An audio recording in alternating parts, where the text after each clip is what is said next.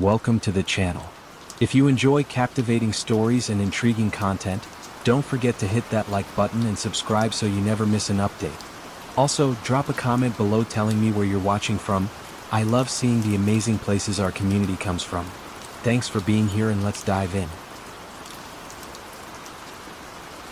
The late summer sun slanted across Munich's Maximilianstrasse as analysts filed into Wirecard's glass-paneled headquarters. They pressed cold badge readers, exchanged polite nods, and felt reassured by the company's modern sheen.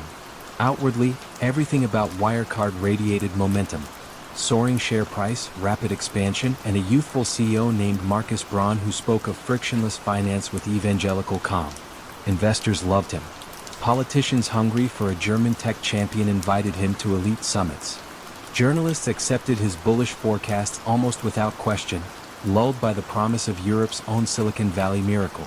All the while, electric scooters buzzed past outdoor cafes where small shareholders glanced at their phones and saw double-digit gains, day after day. Braun's rise felt effortless, but behind the confidence lay a deeper longing. He had grown up in a modest Viennese suburb, devouring science fiction novels by bedside lamp. In interviews he spoke of creating tomorrow, as though that future were a tangible object he could code into being. For him, success meant bending reality to match imagination, and if reality lagged, well, imagination could always sprint ahead. Inside the finance department, a quiet graduate named Anna Keller first sensed the sprint was turning reckless. She managed routine reconciliation of merchant revenues flowing through Wirecard's sprawling network of partner banks. Most days her job was soothingly repetitive.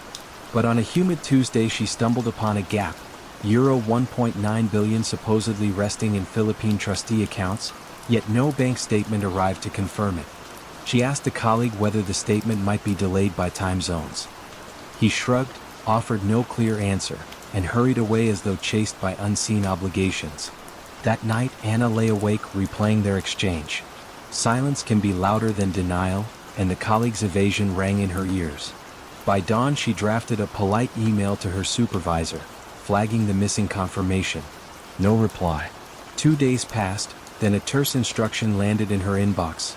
Do not circulate unverified concerns outside the team. The warning carried an unspoken message. Curiosity was unwelcome. Elsewhere, a Financial Times reporter named Dan McCrum received a brown envelope without return address. Inside, neatly folded, lay photocopies of contracts between Wirecard and several Asian third-party acquirers. Margins looked impossibly rich, customer names generic, signatures oddly uniform. McCrum smelled fabrication.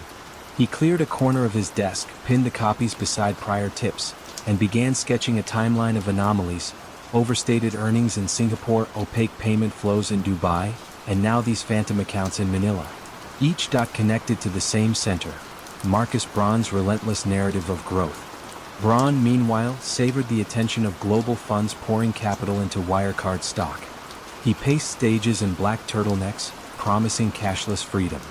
Whenever skeptics raised questions, he framed them as pawns in a sinister short-seller conspiracy. At first, the market believed him. Shares climbed above 190 euros, granting Wirecard a coveted spot in Germany's DAX index, rubbing shoulders with industrial titans a century older. Yet suspicion, once seeded, germinates quietly. Germany's regulator BaFin tried to muzzle McCrum's articles by launching probes against short sellers rather than the company itself, a decision that only deepened intrigue. Institutional investors flew in auditors from KPMG to calm nerves. KPMG asked to see bank confirmations for the Philippine cash. Weeks turned to months, excuses multiplied. The auditors waited, politely, then pressed harder. In Manila, 2 small banks finally produced letters validating the 1.9 billion euros.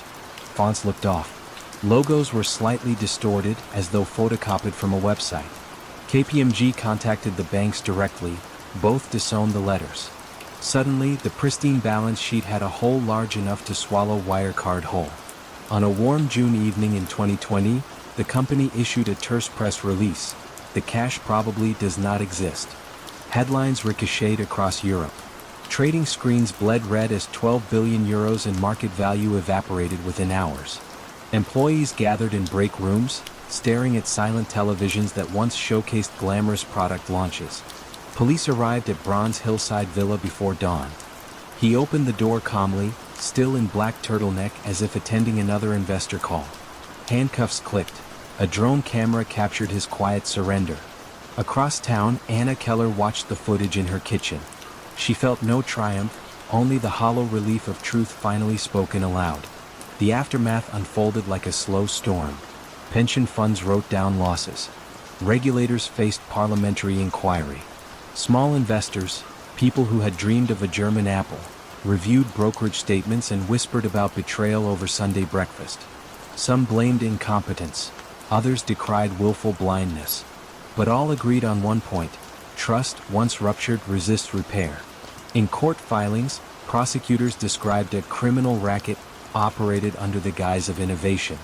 They claimed Braun and his lieutenants laundered inflated revenues through a constellation of shell companies, using forged documents to plug ever-widening gaps. As each quarter closed, they papered over the void with new illusions, like stage magicians misdirecting an audience that wanted to believe in magic. Anna testified briefly, her voice steady. She recounted the missing statement, the warning email, the fear of speaking out. When she stepped down, she glanced toward Braun. He avoided her gaze, studying a spot on the oak table as though the grain held answers. Outside the courthouse, a drizzle softened city sounds. Reporters jostled under umbrellas, broadcasting live updates to viewers in living rooms far away. Many had once celebrated Wirecard as a national success story. Now they searched for phrases to explain how collective optimism turned into complicity. Years later, retired investors might still lower their voices when the topic surfaces at family dinners. They remember the thrill of rapid gains, the easy faith in glossy presentations, and the dread that settled when the illusion shattered. But sometimes, in quieter moments, they recall Anna's small act of persistence, a reminder that even vast deceptions can stumble over a single unanswered question. And somewhere in the archives of a London newsroom, Dan McCrum's brown envelope rests inside a cardboard box, edges slightly frayed, bearing witness to the simple, stubborn power of paper in an age of digital promises. The balance sheet had looked pristine, yes, until someone asked where the cash actually was. In the pale glow of a Silicon Valley dawn, senior engineer Alan Bontrager stood alone beside a black box blood analyzer no bigger than a toaster. The box, christened Edison by its young founder Elizabeth Holmes, promised to run hundreds of diagnostic tests from a single pinprick. Investors hailed it as the future of medicine. Doctors pictured faster results and fewer needles. Holmes herself, clad in her trademark black turtleneck, spoke of democratizing health with the fervor of a missionary. Yet Alan stared at the screen and saw only noise. Calcium values spiked, then flatlined. Glucose drifted beyond human possibility. He leaned closer, hoping the flicker was a calibration quirk. Deep down, he feared the truth was simpler. The device did not work. Across campus, marketing chief Sonny Belwani sipped espresso in a sleek glass office. He had joined Theranos after a lucrative tech exit and fell swiftly, utterly under Holmes's spell. When she promised to rewrite the blood code, he believed and demanded unwavering loyalty from everyone else. Dissent, he often said, was just another word for doubt. In the early days, the company felt like a secret society. New hires signed non-disclosure agreements so thick they resembled novels. Lab doors opened only with dual swipe badges. Engineers were siloed into teams that rarely spoke. Holmes claimed it preserved intellectual property. Alan suspected it preserved illusion. Still, the dream was intoxicating. Employees told friends they were building the next Apple of healthcare. Conference rooms buzzed with optimism as Holmes paced, voice hushed, eyes shining.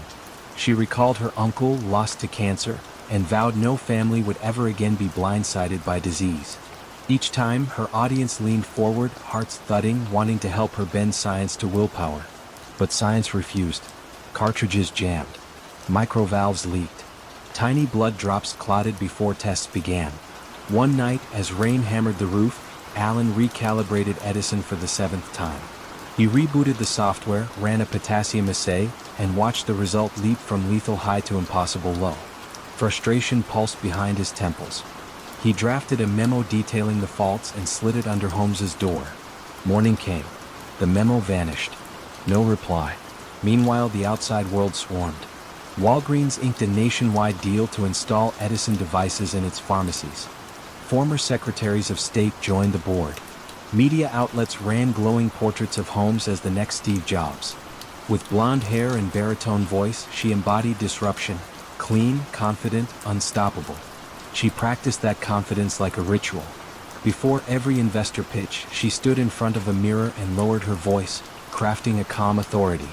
She wore only black, believing color distracted. Her eyes hardly blinked when she spoke. People felt seen, pulled into orbit, convinced by sheer certainty. Yet inside the lab, cracks widened. When Edison malfunctioned, samples were quietly diverted to traditional analyzers made by Siemens. Technicians diluted tiny blood drops with saline to meet larger machines' volume requirements, a step that warped accuracy. Sonny called it a temporary bridge. Alan called it fraud. One afternoon, a young lab associate, Erica Chung, discovered wildly inconsistent thyroid readings. She flagged the data to her supervisor, then climbed a staircase that echoed like an empty cathedral, heart hammering. In Holmes's office, she spoke softly. The device's quality control failures risked dangerous misdiagnosis. Holmes listened, face serene, then thanked Erica for her passion. Hours later, security escorted Erica to the parking lot. Her badge deactivated with an electronic thud. Fear settled like dust across cubicles. Workers whispered in hallways, avoiding eye contact with cameras. Still, rumors slipped outside. A skeptical pathologist in Arizona contacted the Wall Street Journal. Investigative reporter John Carreyrou picked up the scent. He dialed former employees, each call a delicate dance between caution and conscience. Carreyrou's questions soon reached Theranos Counsel. Lawyers fired back with stern letters. Holmes summoned an all-hands meeting. She paced the stage, tall, still, radiant, declaring journalists enemies of progress. Applause erupted, yet some claps felt thin, brittle. Weeks later, Carreyrou hit publish. The journal's story landed like a thunderclap. Edison could not perform most tests. Data were cherry-picked. Patients received faulty results. Holmes denounced the article as false. Television crews flocked to headquarters, lenses trained on frosted windows. Regulators finally arrived. The Centers for Medicare and Medicaid Services inspected the lab and documented rusty equipment, slipping quality controls, and unqualified staff performing high-complexity procedures. They threatened to revoke certification. Holmes promised immediate fixes. Time, once her ally, turned predator. Investors demanded answers. The board hired lawyers. Alan, watching from a distance, he had resigned months earlier, felt vindicated yet heartsick. He remembered nights wrestling with circuitry, believing he could still save the vision if only someone higher listened. In 2018, federal prosecutors charged Holmes and Balwani with wire fraud and conspiracy. Court filings painted a portrait of ambition outrunning reality. False demos for investors, inflated revenue projections, and a carefully staged culture of secrecy. Holmes pled not guilty but faced a courtroom far less forgiving than venture capitalists. During trial, Erica Chung testified. Her voice shook at first, then steadied. She described diluted samples, doctored proficiency tests, and the chilling walk to the parking lot. Holmes sat at the defense table, eyes lowered, jotting notes no one else could see. Verdict day dawned crisp and windless. Jurors filed in, expressions unreadable. They found Holmes guilty on multiple counts of fraud, acquitting on others. Balwani's verdict followed months later, guilty on all charges. For the first time, Holmes's composure cracked. Tears pooled but did not fall. Outside the courthouse, camera shutters clicked. Reporters asked whether she had anything to say to patients who relied on faulty results. Holmes paused, lips parted, yet no words emerged. She stepped into a waiting SUV, door thudding shut, leaving questions hanging in the autumn air. Back in the deserted Theranos lab, Edison machines gather dust beneath plastic sheeting. A faint chemical odor still lingers, mingling with silence. Labels on sample racks read names of people who once trusted a single drop of blood to reveal hidden truths. For them, and for the engineers who tried to warn, the beep of an impossible promise echoes on, soft, unsteady, unforgettable. Wall Street was winding down for Christmas in 2008 when Frank D. Pascali, chief lieutenant to Bernard L. Madoff, sat alone in a midtown office packed with cardboard boxes. Outside, garlands twinkled in the cold dusk. Inside, silence pressed against glass walls like a held breath. Frank's screen showed year-end statements queued for printing, each promising another season of steady growth to clients who believed they had found a safe harbor in turbulent markets. He hovered over the cancel button, hand trembling. The truth was no longer even half hidden. There were no trades, no profits, no harbor, only a widening void. 2 floors above, Bernie Madoff paced the carpet of his private suite. He was 70, silver-haired, impeccably tailored, and for decades had seemed to float above ordinary scrutiny. Regulators respected him. Competitors envied him. Philanthropists toasted him at black-tie galas. His advisory business, tucked behind the legitimate market-making arm, claimed to earn around 1% every month, rain or shine. Investors called it the Jewish T-bill, a safe, silent miracle. Bernie enjoyed that nickname. It wrapped him in tribal affection and insulated him from probing questions. He recalled his early days as a Long Island lifeguard collecting coins for the first stock purchase. Ambition was innocent then, but markets can be cruel tutors. When losses struck in the early 1990s, he chose illusion over confession. He wrote fake tickets, backdated trades, and told himself he would set things right once conditions improved. Conditions never improved enough. The scheme's genius lay in its calmness. No spectacular spikes, no wild gambles, just a smooth incline that lulled watchdogs. Clients received tidy statements with blue-chip names printed in neat columns. IBM, Coca-Cola, Exxon. They slept well. Some withdrew profits to pay college tuitions or endow hospitals. Many reinvested everything, hearts warmed by gratitude. Bernie smiled at their thank you notes, then forwarded new cash to a Citibank omnibus account that behaved like his personal checking book. Red flags were everywhere, fluttering unnoticed. Harry Markopolos, a quiet quant in Boston, crunched the numbers and concluded the odds of Madoff's track record being real were less than 1 in a billion. He wrote detailed warnings to the Securities and Exchange Commission. Investigators skimmed his memos, then filed them away. Bernie's reputation felt heavier than Harry's math. In finance, weight often wins. Down in Palm Beach, retirees compared golf scores and monthly statements. A widow named Ruth Stein showed her friends 12% gains while the S&P sagged. They asked for introductions. Word spread through country clubs, synagogues, and private banks in Europe. Bernie pretended to resist new money, playing the part of reluctant genius. Exclusivity, he knew, is the finest bait. By 2007, deposits surged past $60 billion in reported assets. Behind the numbers stood a single IBM mainframe running an ancient program called House 17. It printed trades nobody placed, prices nobody paid. Office staff fed in ticker lists and hit execute. The machine spat out fiction that looked official. Frank DePascali joked it was garbage in, garbage out, but the laughter now curdled in his throat. Then came the global financial crisis. Clients, spooked by collapsing banks, wanted real cash, not paper profits. Withdrawal requests topped $7 billion in days. Bernie shuffled funds between accounts, but inflows slowed to a trickle. The Ponzi engine sputtered. On December 9th, he called his 2 sons, Mark and Andrew, to an emergency meeting in the apartment overlooking Central Park. Mahogany furniture gleamed under chandelier light. Outside, snowflakes drifted. Inside, Bernie poured scotch and confessed, "It's all one big lie." The sons, stunned, contacted a lawyer. Within 48 hours, FBI agents arrived at the office. Bernie greeted them like old acquaintances. When asked if there was an innocent explanation, he replied almost gently, "There is no innocent explanation." News sprinted across the globe.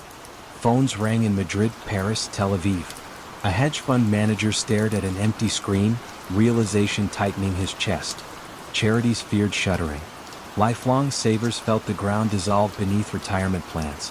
Some victims broke down in airport lounges. Others lawyered up. A few tragically took their own lives.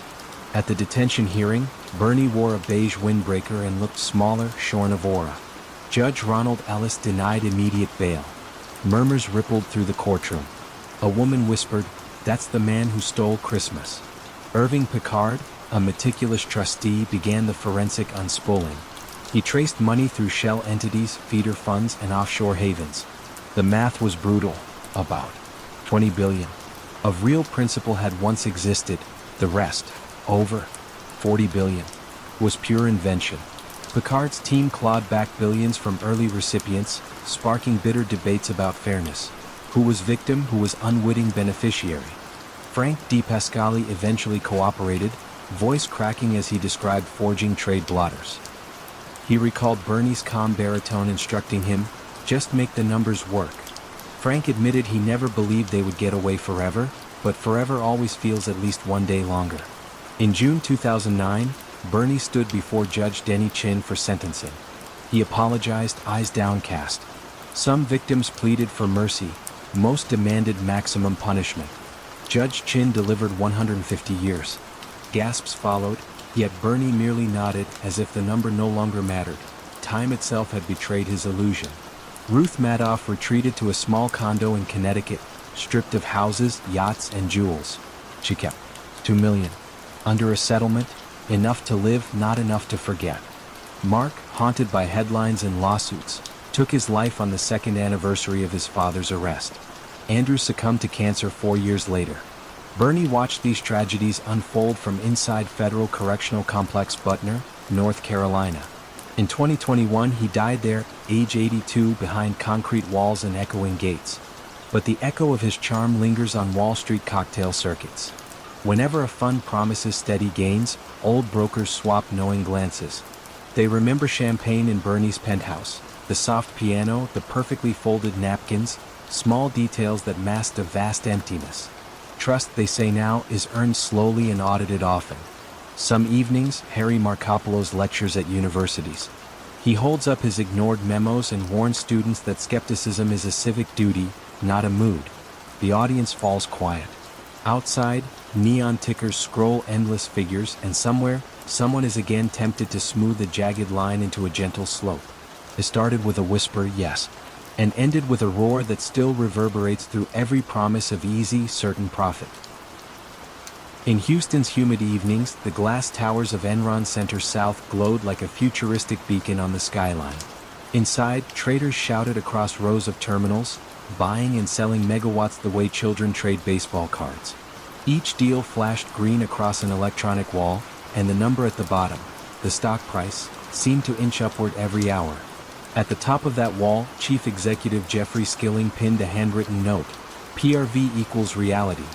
Perception drives value," he liked to say, and value shapes reality in turn. The loop felt elegant, profitable, and, if pushed too far, fatal. Skilling kept pushing. Ken Lay, the founder, played elder statesman. He wore soft gray suits and spoke of deregulation as though it were the final chapter in human progress. Investors loved the story. Analysts issued glowing reports that framed Enron not just as an energy company but as the first pure marketplace for electricity, gas, even internet bandwidth, anything that could move through a pipeline or a wire. In accounting, Chief Financial Officer Andrew Fastow studied the expanding balance sheet and worried about its seams. Enron booked profits the instant a contract was signed, not when cash arrived. Mark to market, Skilling called it. Fastow saw risk, but he also saw opportunity. If Wall Street demanded numbers, he would supply them. He created a constellation of special-purpose entities, LJM, Chuco, Raptors, that sat off the books, soaking up debt like sponges. In return, they issued tidy hedges that turned real losses into imaginary gains. The trick felt complex enough to hide in plain sight, and complex, in that era, meant sophisticated rather than suspicious. Employees riding the elevator each morning passed a neon slogan, "Ask why." Few did, because stock options were minting instant millionaires. Secretaries bought houses on golf courses. Engineers reserved Bentleys before bonuses even posted.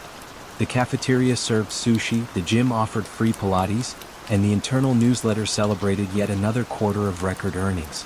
A person had to be stubborn, or foolish, to look for rot. Sharon Watkins, a vice president assigned to Fastow's team, was exactly that stubborn. One sweltering July afternoon, she pored over internal memos that described the Raptors' hedges. The numbers balanced only if Enron's soaring stock price stayed aloft forever. Watkins felt a chill in her windowless office. Forever is a long time for any stock. She drafted a 6-page letter to Ken Lay, calling the partnerships an elaborate accounting hoax. She sealed it in an interoffice envelope and spent the day staring at the door, half expecting security to collect her badge. No one came. Weeks passed. Lay thanked her for candor, then hired a law firm, one that had drafted many of the partnership documents, to conduct a review. The report arrived thin and reassuring. Meanwhile, the trading floor buzzed louder. California's deregulated power grid was groaning, and Enron traders learned they could game the chaos. They coined playful code names, Death Star, Fat Boy, Ricochet, for schemes that shuffled electricity across imaginary congestion points, driving prices higher at will. Each ploy produced more revenue that could be marked to market immediately, feeding Skilling's loop. Yet the seams widened. Fasto's partnerships needed constant infusions of Enron stock to stay afloat. If the price dipped, the hedges collapsed, and the debts they masked would spill onto the public books. By late summer 2001, analysts noticed small cracks. Cash flow lagged reported earnings. Debt rose even in profitable quarters. On one conference call, when an analyst asked Skilling how Enron actually made money, he snapped, "Thank you very much, we appreciate it," punctuated by a curse. Doubt found its first audible note. In August, Skilling resigned, citing personal reasons. Ken Lay stepped back in as CEO and tried to steady the ship. Banks, sensing blood, demanded more collateral. Fasto was forced out after disclosures that he pocketed tens of millions from his own partnerships. The stock fell from 90 to 30 in weeks, then into single digits. Employees watched monitors in the lobby the way sailors watch barometers before a storm. The fall accelerated. Ratings agencies slashed Enron's debt to junk. Customers fled. On December 2, 2001, the company that once promised to be the world's greatest energy innovator filed for the largest bankruptcy in U.S. history. Nearly 20,000 workers lost their jobs. Many saw retirement accounts vaporize. The neon "Ask Why" signs were shut off by the building's landlord to save power. Criminal charges followed like aftershocks. Fasto pleaded guilty and cooperated. Skilling claimed ignorance but was convicted of fraud and insider trading, receiving a 24-year sentence later reduced on appeal. Ken Lay died of a heart attack before his own conviction could be finalized. The judgment was vacated, and debate over his legacy went strangely quiet. Sharon Watkins testified before Congress, her calm voice contrasting sharply with the grandiosity that had filled Enron's halls. She reminded lawmakers that good questions rarely hurt good companies. Outside, camera crews recorded laid-off engineers selling branded mugs and paperweights at a sidewalk sale. Souvenirs from a dream that had burned out, though no one had noticed the lights flicker. Today, the former headquarters houses a different firm. The lobby still smells faintly of polished stone, but the neon slogan is gone. Visitors pass a modest plaque installed by building management, "Trust is the currency of commerce."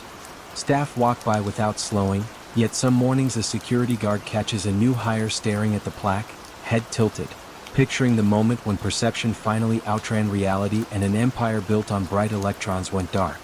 No one noticed, the hook had warned. And so a city powered by swagger learned to mistrust silent, effortless surges. It was a quiet May evening in Clinton, Mississippi, when internal auditor Cynthia Cooper stayed late on the empty fifth floor of WorldCom's headquarters. The fluorescent lights hummed overhead, casting long shadows across cubicles filled with abandoned coffee cups and plastic ferns. Her team's routine review had turned up an odd adjustment in the general ledger. $500 million. Shifted from expenses to capital investments with no clear support. WorldCom's controller brushed it off as standard reclassification. Cynthia's pulse quickened. Nothing about the telecom giant felt standard anymore. WorldCom had grown from a sleepy long-distance reseller into the second-largest phone carrier in America. Its CEO, Bernard Ebbers, tall, folksy, a former basketball coach, spent the 1990s gobbling up rivals with breakneck speed. He called it rolling up the industry. Analysts called him the telecom cowboy. Shareholders applauded as the stock split again and again, turning small stakes into college funds, beach houses, and early retirements. Ebbers discouraged questions. "Just watch the numbers," he'd say, smiling beneath a well-trimmed beard. But by 2000 the tech bubble burst and long-distance calling lost its luster. WorldCom's revenues flattened.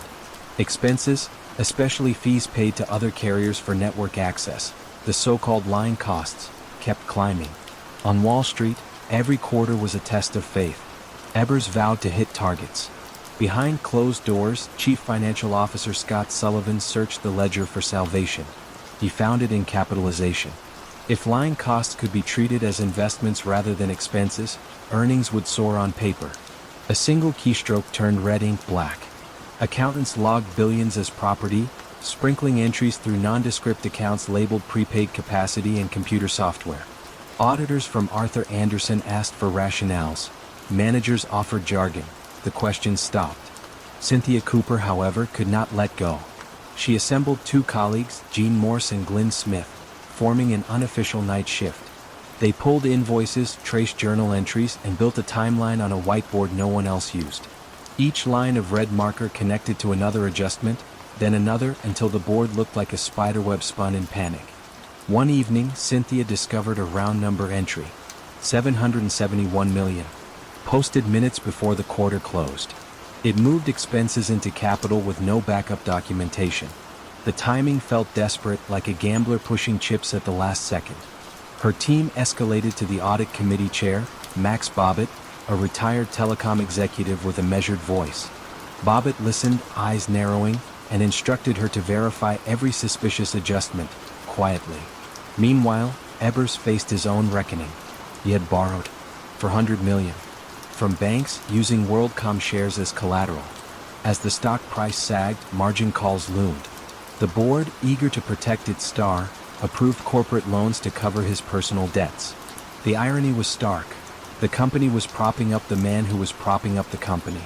Summer heat settled over Mississippi when Cynthia's team finished its secret review. They tallied $3.8 billion in improper capitalizations over 5 quarters. Earnings that once dazzled the market were pure fiction. Cynthia's stomach tightened as she drafted the final memo, 8 pages, concise, damning, and slid it into a sealed envelope marked urgent. On June 20, 2002, the audit committee confronted Scott Sullivan in a wood-paneled boardroom. Sunlight filtered through blinds, striping the conference table like prison bars. Sullivan defended the adjustments as industry practice.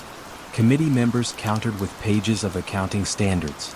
An uneasy silence fell, broken only by the hum of the central air. 3 days later, WorldCom announced it would restate earnings downward by $3.8 billion. Reporters scrambled, cell phones trilling across newsrooms from New York to London. Investors stared at crimson tickers, some refreshed screens in disbelief. Within hours, the company's market value collapsed by billions. Employees learned of the scandal from radio bulletins on their morning commute, arriving at office parking lots where security guards already posted pink slips on windshields. The Justice Department moved swiftly. FBI agents arrived at headquarters in dark suits, removing boxes of binders while cameras rolled. Ebers resigned, protesting his innocence, insisting he never looked at the books. Sullivan surrendered, expression blank, hands trembling as he adjusted his tie before the press. Bankruptcy followed in July. WorldCom listed $107 billion in assets, making it the largest corporate failure America had ever seen up to that point. Pension funds across Europe and the United States shrank overnight. Community colleges lost scholarship endowments. Technicians who once climbed poles for WorldCom sat in unemployment lines, clutching resumes that now carried a scarlet brand. Courtroom drama unfolded the next spring. Cynthia Cooper testified in a calm, steady tone, explaining capitalization rules to jurors unfamiliar with debits and credits. Her words painted a picture of pressured managers, silent corridors, and numbers twisted beyond recognition. Scott Sullivan pleaded guilty and described meetings where Ebers allegedly demanded targets at all costs. Ebers took the stand in his own defense, voice soft, accent gentle, blaming subordinates for the accounting. Jurors weighed folksiness against spreadsheets. They chose the spreadsheets. In March 2005, Bernard Ebers was convicted of securities fraud and conspiracy. Judge Barbara Jones, noting the widespread devastation, imposed a 25-year sentence. Ebers, then 63, entered a Louisiana federal prison wearing standard-issue khaki, far removed from the crisp suits that once impressed Wall Street analysts. He served nearly 15 years before compassionate release due to illness. He died weeks later. WorldCom re-emerged from bankruptcy as MCI, then was acquired by Verizon. The Clinton headquarters now hosts a data storage firm. Its lobby displays no trace of the scandal. But in a corner of Cynthia Cooper's home office, the original whiteboard still leans against a wall, faint red lines fading yet visible. Visitors sometimes ask why she keeps it. She answers softly that memory is a guardrail, one that must stay in sight, even when the numbers seem to promise endless ascent. And so a single phrase on a spreadsheet, overlooked by many, feared by few, became the thread that unraveled a colossal deception, reminding anyone who audits in the quiet hours that truth often hides in plain, familiar cells, waiting for someone patient enough to read them aloud. Someone had to notice the missing 1.9 billion euros, yet for years no one did. Markus Braun walked through the sleek Munich headquarters each morning with the slow, deliberate stride of a man who believed in inevitability. Colleagues whispered that he caffeinated on numbers the way others breathed air. He promised a future in which every payment on Earth flowed through Wirecard's invisible rails. Investors liked that certainty. Journalists found him curt but charismatic. Regulators, for a while, simply took him at his word. The rise felt effortless. Wirecard jumped from penny stock obscurity to Germany's blue-chip DAX index in a single decade. Young engineers coded late into the night, convinced they were reinventing finance. Portfolio managers from London to Los Angeles jostled for shares. The share price climbed. Bonuses ballooned. Each quarter, Braun announced revenues so smooth they resembled a ruler straight line. Smooth lines comfort analysts. They hint at mastery over chaos. Few pause to ask whether chaos ever really listens. Inside the company, a quieter reality flickered. A junior accountant named Elena watched numbers shift between subsidiaries like chess pieces moved in the dark. One evening she noticed a payment processor in Manila recording profits larger than the city's total e-commerce volume. She drafted an email asking for clarification, then saved it to drafts. Promotions tracked obedience, not questions. She left the office, deleting the draft on her way out. Across the channel, Dan McCrum at the Financial Times smelled smoke. He received an anonymous dossier, spreadsheets, screenshots, and a single line: "The money isn't there." Dan opened Excel, cross-checked merchant lists, and saw echoes of Elena's unease. Many clients lacked websites. Others listed phone numbers that rang into silence. He published cautious pieces, raising the possibility of fabrication. Wirecard responded with thunder. Lawyers threatened. Private investigators shadowed Dan's sources. The share price dipped, then roared back. Victory seemed certain for Braun. Yet pressure built in unseen pockets. Auditors from KPMG complained of limited access. EY, the main auditor, signed off each year but kept requesting one more confirmation, one more bank letter. In April 2020, as pandemic lockdowns stilled Munich streets, EY waited on 2 trust accounts in the Philippines. Those accounts supposedly held 1.9 billion euros, almost a quarter of Wirecard's balance sheet. Without them, profit turned to dust. Braun assured everyone the letters would come. He phoned the trustee, who promised to forward bank statements after the holiday. When that promise slid, Braun suggested dispatching a senior employee to Manila. Flights were booked, then canceled. A rumor surfaced that the trustee's office was a mailbox above a laundromat. Time, once Wirecard's ally, hardened into an enemy. June arrived. EY could not stall any longer. They contacted BPI and BDO, the 2 Filipino banks named in the trust letters. Both banks sent terse replies: no such accounts exist. Overnight, the invisible billions vanished. Wirecard halted trading in its own shares. Braun, usually immaculate, appeared on a hurried video call, tie askew, eyes searching for words that would not come. Elena read the news at her kitchen table, the city outside muted by summer rain. She remembered her deleted draft and felt a mix of relief and regret. She had known, but knowing alone had done nothing. The unraveling sped up. German police raided headquarters. Braun resigned, then was arrested at the airport attempting to leave the country. Jan Marsalek, the enigmatic chief operating officer who bragged of Libyan escapades and encrypted safes, disappeared entirely. Sightings popped up in Belarus, then Moscow. He remains a ghost. Shareholders filed suits. Politicians demanded hearings. How, citizens asked, could regulators ignore alarms that rang so loudly? The answer lay in a web of deference. Braun had courted the establishment. Dinners in Berlin, talks on digital sovereignty, promises of European tech pride. Criticism felt unpatriotic. Doubt was outsourced to short sellers, easily dismissed as profiteers. In the calm after the storm, EY issued a single-page audit disclaimer. They could no longer vouch for any prior numbers. Wirecard filed for insolvency, the first DAX member ever to do so. Employees packed boxes under fluorescent lights, their stock options worthless. Some wept, others laughed, shock finds odd outlets. Elena left Munich soon after. On her final commute, she passed the company logo being dismantled from the glass facade. She thought about the missing billions, money that had never sat in any vault, yet had shaped real lives, real dreams, real losses. Fraud, she realized, does not erase reality. It rearranges it, leaving pockets of absence where trust once lived. At night, Dan McCrum refreshed his messages, half expecting another anonymous tip. Instead, he found thank yous from retirees who had quietly sold their shares after reading his stories. Gratitude mixed with a lingering chill. If global watchdogs, auditors, and ministers could all look away until 1.9 billion euros simply blinked out of existence, what else might be hiding in the balance sheets of tomorrow? The courts will spend years sorting blame. Braun sits in a Munich cell, offering limited cooperation. Marsalek's passport flickers across border databases like static. Regulators draft reforms.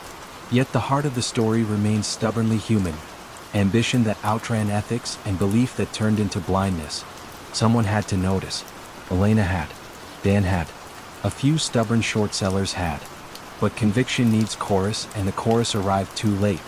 Outside the abandoned campus, autumn wind rustles through untended hedges. A security guard locks the gate for the final time, echoes of keyboards and ringing telephones fading into night. The invisible billions are still missing, but the silence they left behind feels heavier than any stack of cash. The numbers looked perfect, and that was precisely the problem. In a corner office high above Midtown Manhattan, Bernard Madoff printed monthly statements so smooth they resembled silk. Double-digit gains, every month in bull markets and bear. Clients studied those pages over morning coffee, feeling the soft hum of certainty settle in their chests. A retired teacher in Florida framed his latest account summary beside family photographs.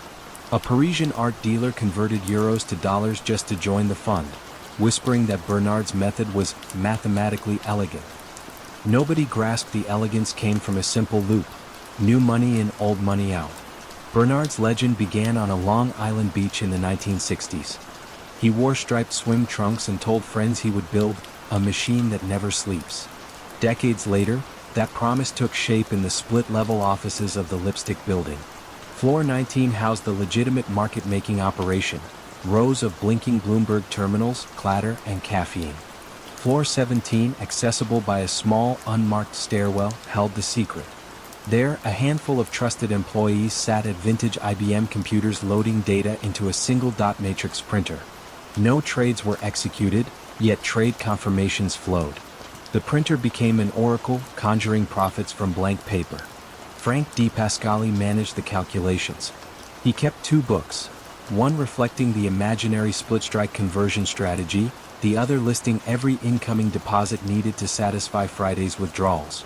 On quiet afternoons, he smoked Marlboros beside a shredder large enough to devour a phone book. If a junior staffer wandered too far down the hall, Frank met them with a casual, tiger-like smile. "Everything okay? Looking for the restroom?" Curiosity rarely returned after that. Red flags fluttered elsewhere. Harry Markopoulos, a Boston-based quant with a taste for puzzles, compared Madoff's returns to S&P volatility. The pattern broke probability.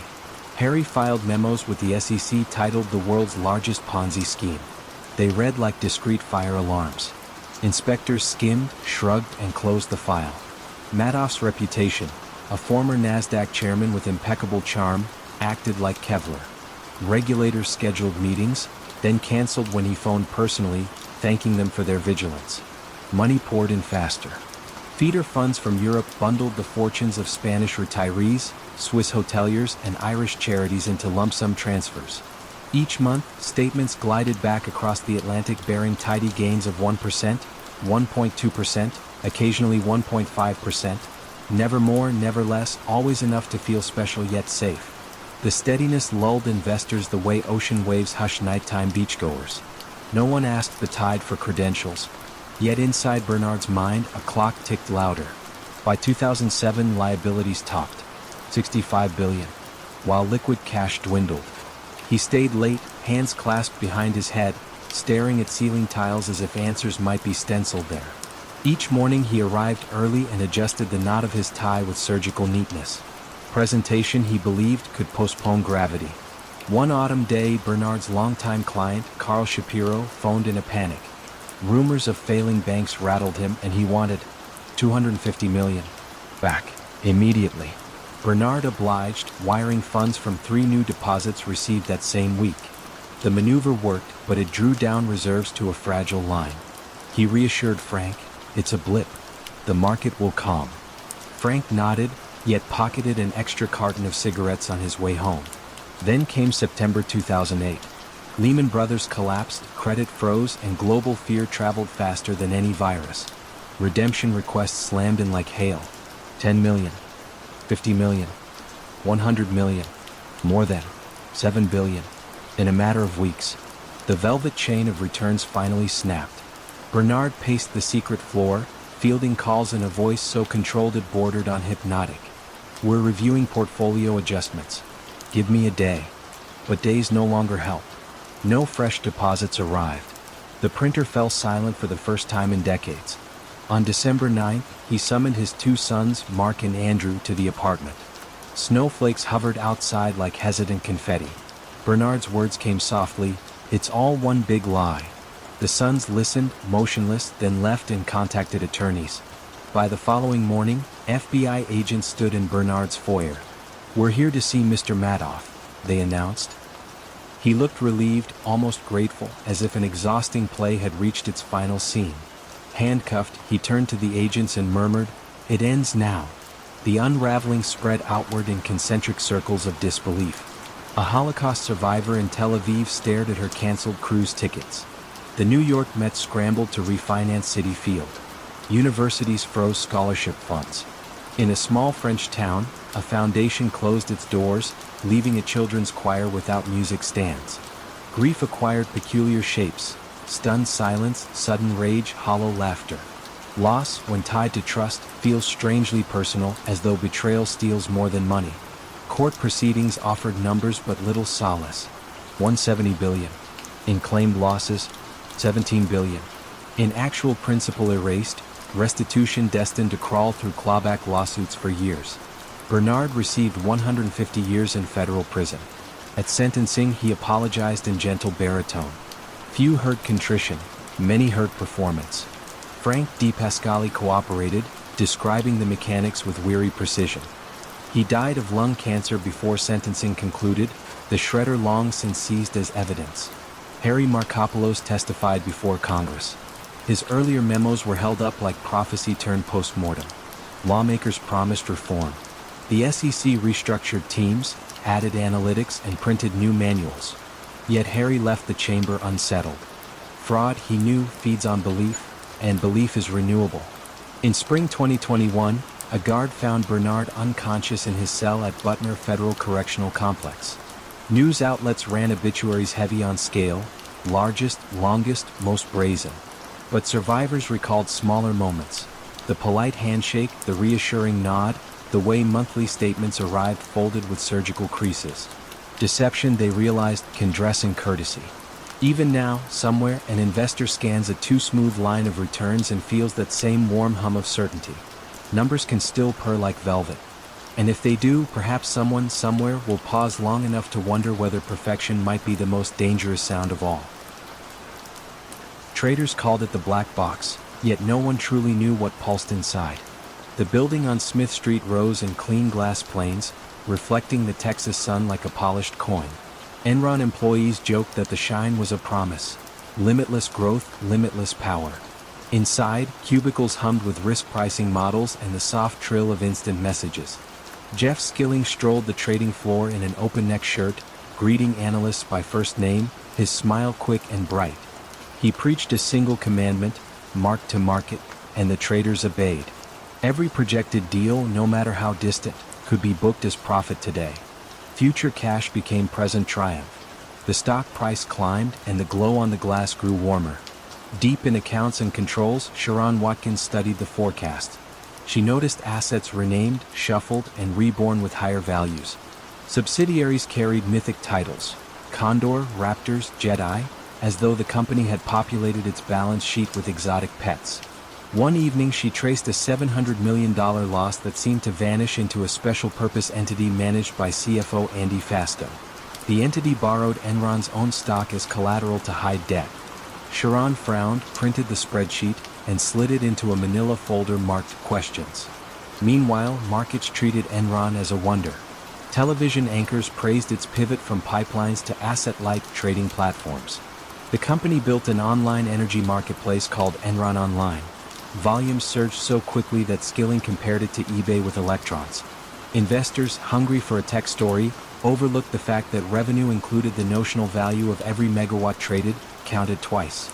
Once on purchase, once on sale. Numbers ballooned, but cash lagged behind like an exhausted runner. Bethany McLean at Fortune magazine felt the lag in her notes. After interviewing Skilling, she called a New York hedge fund manager who grunted, "I can't figure out how they make money. Can you?" Bethany penned a piece titled, "Is Enron Overpriced?" The article ran in March 2001, a pebble tossed at a skyscraper. Enron's public relations team dismissed her skepticism as ignorance. The share price dipped for a day and then recovered. Confidence, once stirred, proved hard to unsettle. Inside the company, however, strain accumulated. Fasto paced his office, phone pressed tight, negotiating ever more intricate financing vehicles. To sustain reported earnings, he needed rising stock to guarantee new loans that masked old debts. He joked to colleagues, "We're like the shark. Stop swimming, we die." The humor landed lightly, but the metaphor lingered. By summer, the shark started slowing. Power plants in India and Brazil produced lower returns than modeled. California's energy crisis, once a profit engine, drew regulatory heat. Skilling abruptly resigned in August, citing personal reasons. At the farewell meeting he told employees, "The company is in great shape." Applause echoed, but some clapped slower than before. Sharon Watkins decided her folder could no longer remain in a drawer. She drafted an 8-page memo to Ken Lay, the genial founder who had resumed the CEO role. The memo warned that Fasto structures might implode if the stock dipped below $64. It ended with a plea, "I am incredibly nervous that we will implode in a wave of accounting scandals." She delivered it quietly, hoping daylight would follow. Lay thanked her, arranged for outside counsel to review, then flew to a charity golf event. In public, he bought more shares and reassured employees during a company-wide webcast, "Our fundamentals are strong." The stock sat at $38, already below the memo's tripwire, but the claim still soothed many. Retirement plan participants, locked into Enron stock, held on. October opened with a chill. The SEC announced an informal inquiry into the Raptors. Credit agencies frowned. Fasto was forced out. Analysts on earnings calls sounded suddenly stern, asking for details once brushed aside. Enron confessed to a $1.2 billion equity write-down. The number was modest compared to past profits, yet it carried sulfurous smell. Admission. Short sellers closed in. Debt holders demanded collateral. Like a crew tugging at one loose plank, they discovered rot throughout the hull. Deloitte consultants tallied off-balance sheet debt north of $30 billion. Cash dwindled to a few weeks' expenses. The shark stopped swimming. On December 2, 2001, Enron filed for Chapter 11, the largest U.S. bankruptcy to date. The glass tower turned opaque with dust as movers hauled out leather chairs and framed mission statements. Thousands lost jobs. Employees opened 401k statements to see life savings melted into single digits. One electrician later said the balance looked as if the numbers had slipped off the page. Criminal cases followed. Fasto pleaded guilty, cooperating against his former superiors. Skilling received 24 years. Lay was convicted but died before sentencing, his judgment vacated under an old legal technicality. Sharon Watkins testified before Congress. Her voice was steady, but sorrow edged each syllable. "We were once the most admired," she reminded the chamber. Silence answered. Regulators rewrote rules. Sarbanes-Oxley mandated executive certifications, tighter audits, stiffer penalties. Yet finance professionals knew regulation trails innovation the way footprints chase feet. Memory fades. Ambition returns. Today, travelers leaving Houston pass the empty slab where the tower stood, an anonymous block slated for redevelopment. Few tourists notice. Yet on windy evenings, locals claim you can hear a faint electronic hum, as if the black box still spins its imaginary profits, waiting for the next listener eager to believe. The most expensive apartment in Manhattan had no furniture, no residence, and no windows that actually opened to the outside world. Elizabeth Holmes wasn't her real name, but that's what everyone called her at the exclusive investment firm in Lower Manhattan. She had built her reputation on one simple premise: she could make millionaires out of anyone willing to trust her with their money. By 2018, her client list read like a who's who of New York's financial elite. What they didn't know was that Elizabeth had never invested a single dollar of their money. The scheme began innocently enough. Elizabeth had started as a junior analyst at Meridian Capital, a small but respected investment firm. She was brilliant with numbers, charming with clients, and ambitious beyond measure. When the firm's senior partner offered her a chance to manage a small portfolio, she jumped at the opportunity. The first red flag should have been the returns. Elizabeth's clients were seeing gains of 15 to 20% annually, even during market downturns. While other investors struggled, her portfolio seemed immune to economic turbulence. Her colleagues whispered about her magic touch with investments. But there was no magic. There were no investments at all. Elizabeth had discovered something far more valuable than market insight: the power of paper trails. She created elaborate monthly statements showing fictional stock purchases, bond acquisitions, and currency trades. Her clients received beautifully formatted reports detailing their growing wealth. The numbers looked impressive, the letterhead was official, and the results were exactly what her clients wanted to see. The money itself followed a different path entirely. New client investments were used to pay returns to existing clients. Elizabeth kept meticulous records of who needed to be paid when, creating a delicate balance that required constant attention and fresh money to maintain. She rented the expensive Manhattan apartment not to live in, but to impress potential investors. The building's doorman knew her by name. The elevator operator always smiled when she arrived with nervous clients clutching their checkbooks. The apartment itself was a masterpiece of smoke and mirrors, expensive furniture rented by the month, borrowed artwork, and windows that looked out onto elaborate painted backdrops instead of the city skyline. For 3 years, Elizabeth's phantom empire grew. She attracted pension funds, retirement accounts, and family trusts. Her clients bragged about their returns at country club dinners and charity galas. They recommended her to friends who recommended her to their friends. The scheme fed on its own success. The first crack appeared in the summer of 2021. A longtime client, preparing for his daughter's wedding, requested a large withdrawal from his account. Elizabeth had always managed to delay or redirect such requests, but this time the client was insistent. He needed the money immediately. Elizabeth began to panic. The account showed a balance of $2 million, but the actual cash available was less than $50,000. She had been so focused on attracting new money that she had forgotten to prepare for the inevitable day when someone would want their money back. She bought time by claiming the markets were experiencing unusual volatility. She assured her client that pulling money out now would be financially devastating. She offered to personally guarantee his daughter's wedding expenses if he would just wait another month. But doubt, once planted, grows quickly. The client began asking questions about specific investments. He wanted to see trading confirmations. He demanded to speak directly with the custodian banks where his money was supposedly held. Elizabeth's carefully constructed world began to collapse. Other clients, hearing whispers of problems, started making their own withdrawal requests. The monthly statements that had once seemed so impressive now appeared suspicious. Why were all the investments performing identically? Why did none of the stock symbols match publicly traded companies? The investigation that followed was swift and merciless.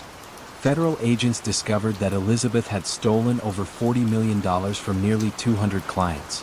The expensive apartment was empty except for a single desk where she had written her false statements.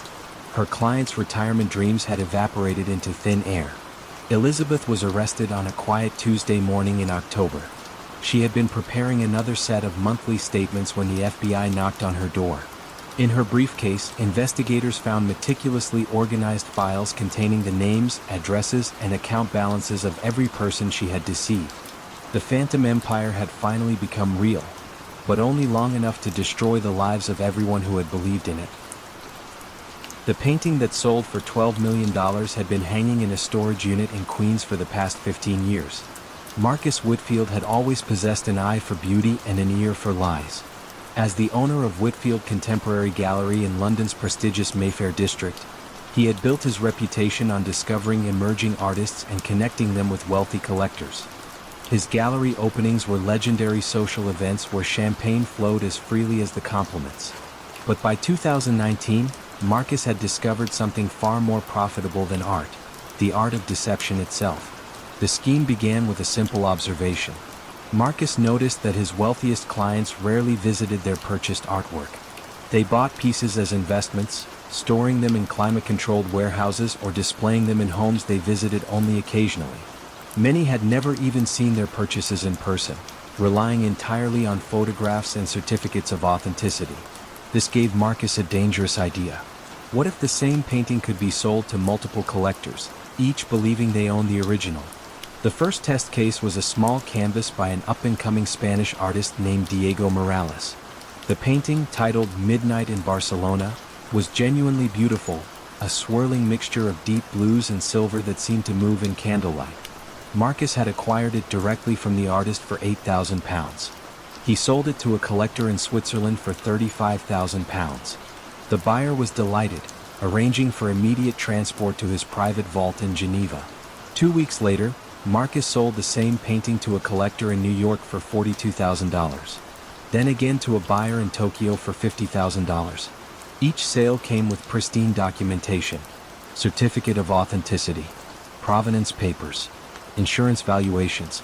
Marcus had become skilled at creating paperwork that looked more official than the originals. He used different photography angles, lighting, and even slight digital alterations to make each original appear unique in the sales materials. The beauty of the scheme was its simplicity. Art collectors are notoriously secretive about their purchases. They don't compare notes at dinner parties or post pictures on social media. Privacy is paramount in their world, and Marcus exploited this culture of discretion masterfully. As his confidence grew, so did his ambition. Marcus began targeting higher value pieces. He would purchase legitimate artwork, create multiple sets of documentation, and sell each original to collectors in different countries. He established relationships with shipping companies, insurance brokers, and storage facilities around the world, creating an elaborate network that supported his multiplying sales. The storage unit in Queens became his secret warehouse. While collectors believed their purchases were safely stored in prestigious facilities, many of the actual paintings sat in a climate-controlled room behind a chain-link fence, protected by nothing more than a standard padlock. Marcus's lifestyle transformed accordingly. He bought a country estate in the Cotswolds, a penthouse in Monaco, and a yacht moored in the Mediterranean. He threw increasingly extravagant parties, always careful to invite different groups of collectors who wouldn't cross paths and compare stories. The system worked flawlessly for 3 years. Marcus had sold over 200 original pieces to more than 600 collectors worldwide. His reputation in the art world had never been higher.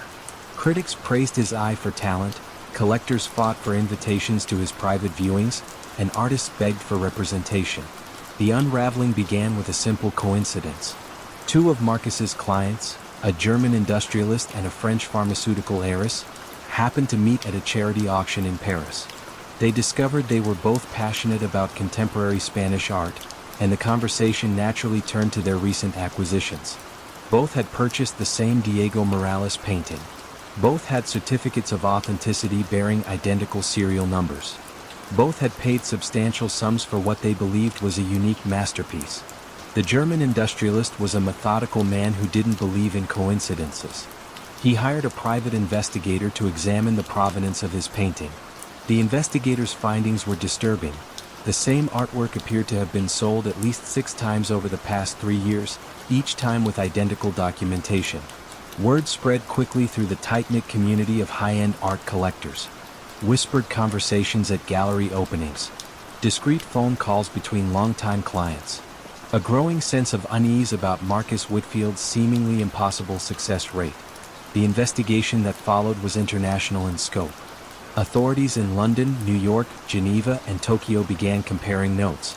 They discovered that Marcus had created an elaborate shell game, moving paperwork and promises around the world while the actual artwork remained hidden in various storage facilities. The most damning evidence came from Marcus's own meticulous record-keeping. He had maintained detailed files on every transaction, every collector, and every piece of documentation he had created. His organized approach to fraud became the foundation for his prosecution. When authorities finally raided the storage unit in Queens, they found millions of dollars worth of artwork that was supposed to be hanging in private collections around the world. Each piece was carefully cataloged, tagged with multiple sale numbers, and accompanied by stacks of false documentation. Marcus was arrested at his gallery during a champagne reception celebrating a new exhibition. The irony was not lost on the investigators. He was finally caught in the act of selling legitimate artwork to legitimate collectors, the only honest business he had conducted in years. The art world trembled. Collectors who had trusted Marcus with their investments discovered they owned nothing but expensive paperwork. The storage unit in Queens became a crime scene, its contents evidence in a fraud case that would reshape how the international art market verified ownership. Marcus's vanishing gallery had made millions of dollars disappear, leaving behind only the ghostly outlines of a trust that could never be restored. The cryptocurrency that promised to revolutionize banking had never processed a single transaction. Sarah Chin had always been fascinated by the intersection of technology and money. As a former software engineer turned financial advisor in San Francisco, she understood both the promise and the peril of digital currencies. When Bitcoin first emerged, she had watched from the sidelines as early adopters became millionaires overnight. By 2017, Sarah decided it was her turn to create the next big thing. The concept was elegant in its simplicity. Sarah would create a new cryptocurrency called EcoChain, a digital currency that would automatically donate a portion of every transaction to environmental causes. Each coin would be backed by real investments in renewable energy projects, making it both profitable and socially responsible. The marketing materials were beautiful. Professional videos showed wind turbines spinning gracefully against blue skies. Glossy brochures featured solar panels glinting in desert sunlight. The EcoChain website displayed a real-time counter showing how much money had been donated to environmental projects. Numbers that climbed steadily higher each day. Sarah's pitch was compelling. She promised investors that EcoChain would launch with partnerships already in place with major environmental organizations. The currency would be accepted by eco-friendly businesses around the world.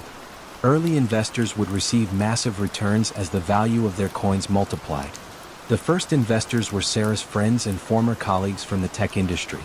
They trusted her engineering background and were excited about supporting environmental causes while making money. Word spread through Silicon Valley's tight-knit community of entrepreneurs and venture capitalists. Sarah rented a sleek office space in downtown San Francisco, complete with standing desks, organic coffee, and walls covered with monitors displaying cryptocurrency price charts. She hired a small team of developers and marketers, all passionate about the environmental mission and eager to build the next big digital currency. The problem was that EcoChain existed only in marketing materials and investor presentations. While Sarah's team worked on creating an actual cryptocurrency, she had already begun raising money from investors who believed the technology was complete. The donations to environmental causes were fabricated numbers on a website. The partnerships with eco-friendly businesses were entirely fictional. Sarah justified the deception to herself as temporary. She genuinely intended to build EcoChain and fulfill her promises to investors. But as the complexity of creating a legitimate cryptocurrency became apparent, she found herself trapped in an increasingly elaborate web of lies. The development challenges were immense.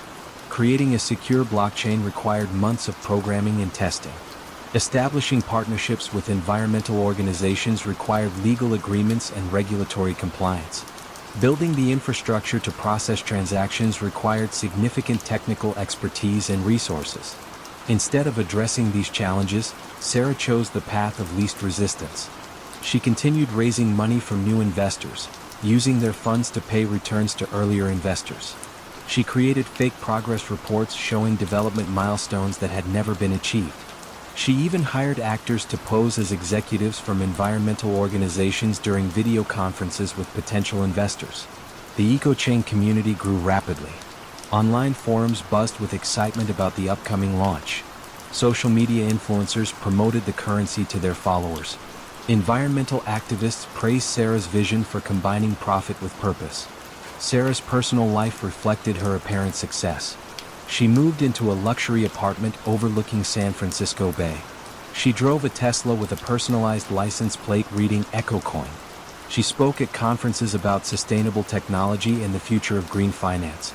But beneath the surface, the pressure was mounting. Investors were becoming impatient for the official launch. They wanted to see their EcoChain coins trading on major cryptocurrency exchanges.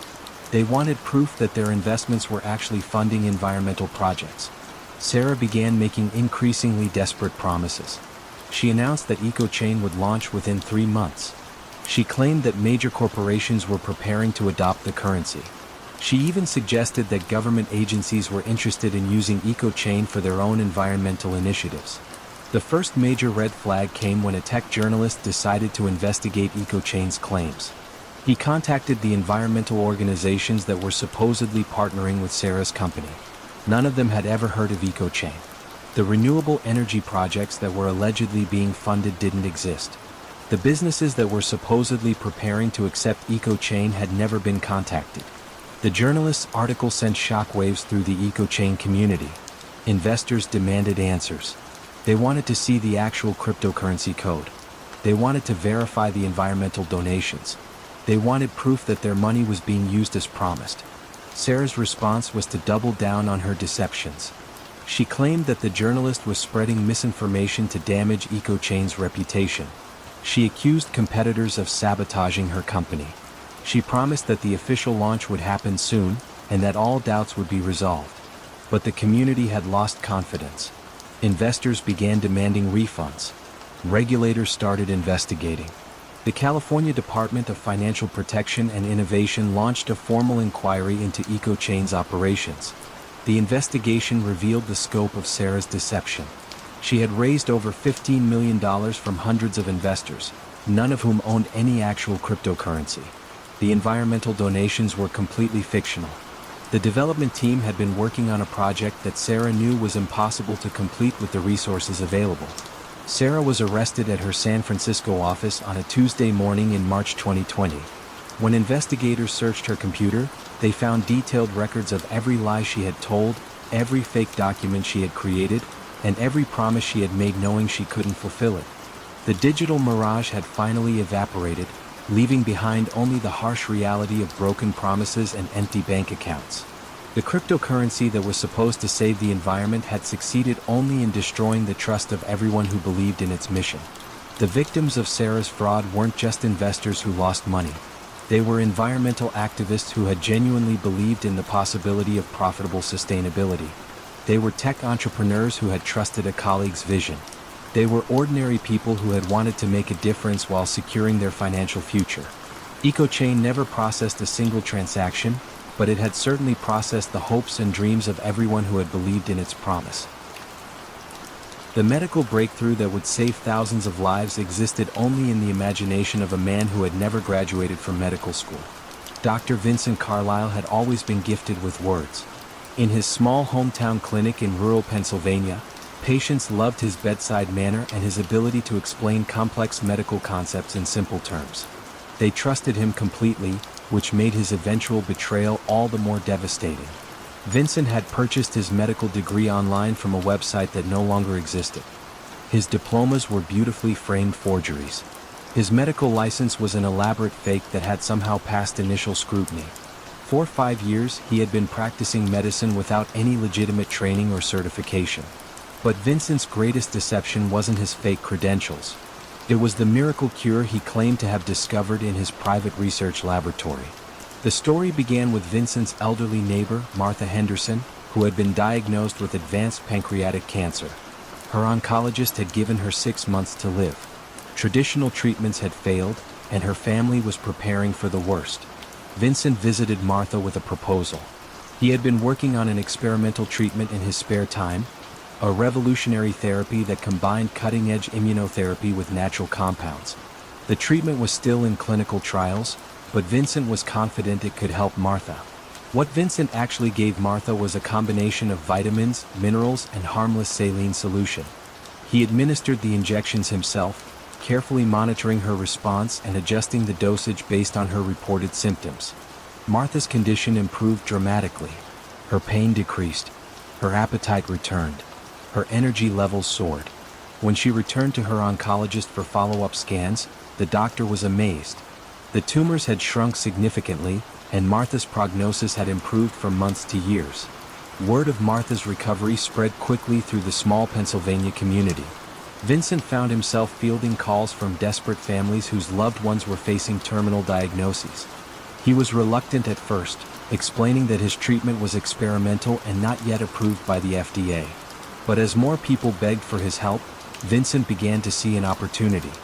He established the Carlisle Research Institute, a private facility dedicated to developing innovative cancer treatments. He hired a small staff of nurses and technicians, all of whom believed they were working on legitimate medical research. Vincent's treatment protocol was elaborate and expensive. Patients underwent weeks of preliminary testing, including blood work, imaging studies, and consultations with Vincent's team. The actual therapy involved daily injections of Vincent's proprietary formula, combined with dietary supplements and lifestyle modifications. The results were remarkable. Patient after patient reported significant improvements in their conditions. Some experienced complete remissions. Others saw their tumors shrink or their symptoms disappear entirely.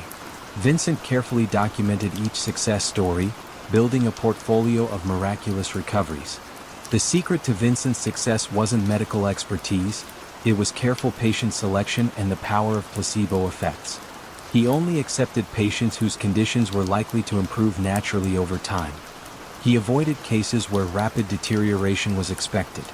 He also excluded patients whose families were likely to seek second opinions from other doctors. Vincent's fees were substantial but not unreasonable for experimental cancer treatment. He charged $50,000 per patient for the complete therapy protocol. Most families were willing to pay anything for hope, and Vincent's track record of success made the cost seem justified. The Carlisle Research Institute became a destination for cancer patients from around the world. Vincent published papers in obscure medical journals, describing his treatment methods and impressive results. He spoke at conferences about the future of cancer therapy. He even appeared on local television programs, always careful to emphasize that his work was experimental and not a replacement for traditional medical care. Vincent's personal life reflected his professional success. He bought a large house in an exclusive neighborhood, drove expensive cars, and took frequent vacations to exotic locations. He justified his lifestyle by pointing to the lives he was saving and the hope he was providing to desperate families. The first crack in Vincent's facade appeared when a patient's family requested copies of his medical records to share with specialists at a major cancer center. Vincent had been sloppy with his documentation, and the specialists immediately noticed inconsistencies in the treatment protocols and test results. A more thorough investigation revealed that Vincent's laboratory was not equipped to conduct the complex research he claimed to be doing. His staff had never actually seen the proprietary compounds he supposedly used in his treatments. The medical journals that had published his papers were predatory publications that accepted articles without proper peer review. The most damning discovery came when investigators examined Vincent's educational background. His medical degree was from a diploma mill that had been shut down by federal authorities. His residency training had never occurred. His medical license had been issued based on fraudulent documentation. The Pennsylvania State Board of Medicine launched a comprehensive investigation into Vincent's practice. They discovered that he had been treating cancer patients with nothing more than vitamins and saline solution. The remarkable recoveries he had documented were either natural improvements in patients' conditions or cases where his initial diagnoses had been incorrect. Vincent was arrested at his clinic on a quiet Thursday morning in November. When investigators searched his office, they found detailed records of every patient he had treated, every fee he had collected, and every lie he had told about his credentials and treatments. The fallout was devastating. Patients who had believed they were cured discovered that their cancers were still present and potentially more advanced due to delayed proper treatment. Families who had spent their life savings on Vincent's treatments faced both financial ruin and renewed medical crises. The most tragic cases involved patients who had discontinued conventional treatments in favor of Vincent's experimental therapy. Several died while under his care, their families never knowing that the miracle cure they had trusted was nothing more than expensive placebos administered by a man with no medical training. Vincent's trial revealed the full scope of his deception. He had treated over 300 patients, collecting more than $15 million in fees.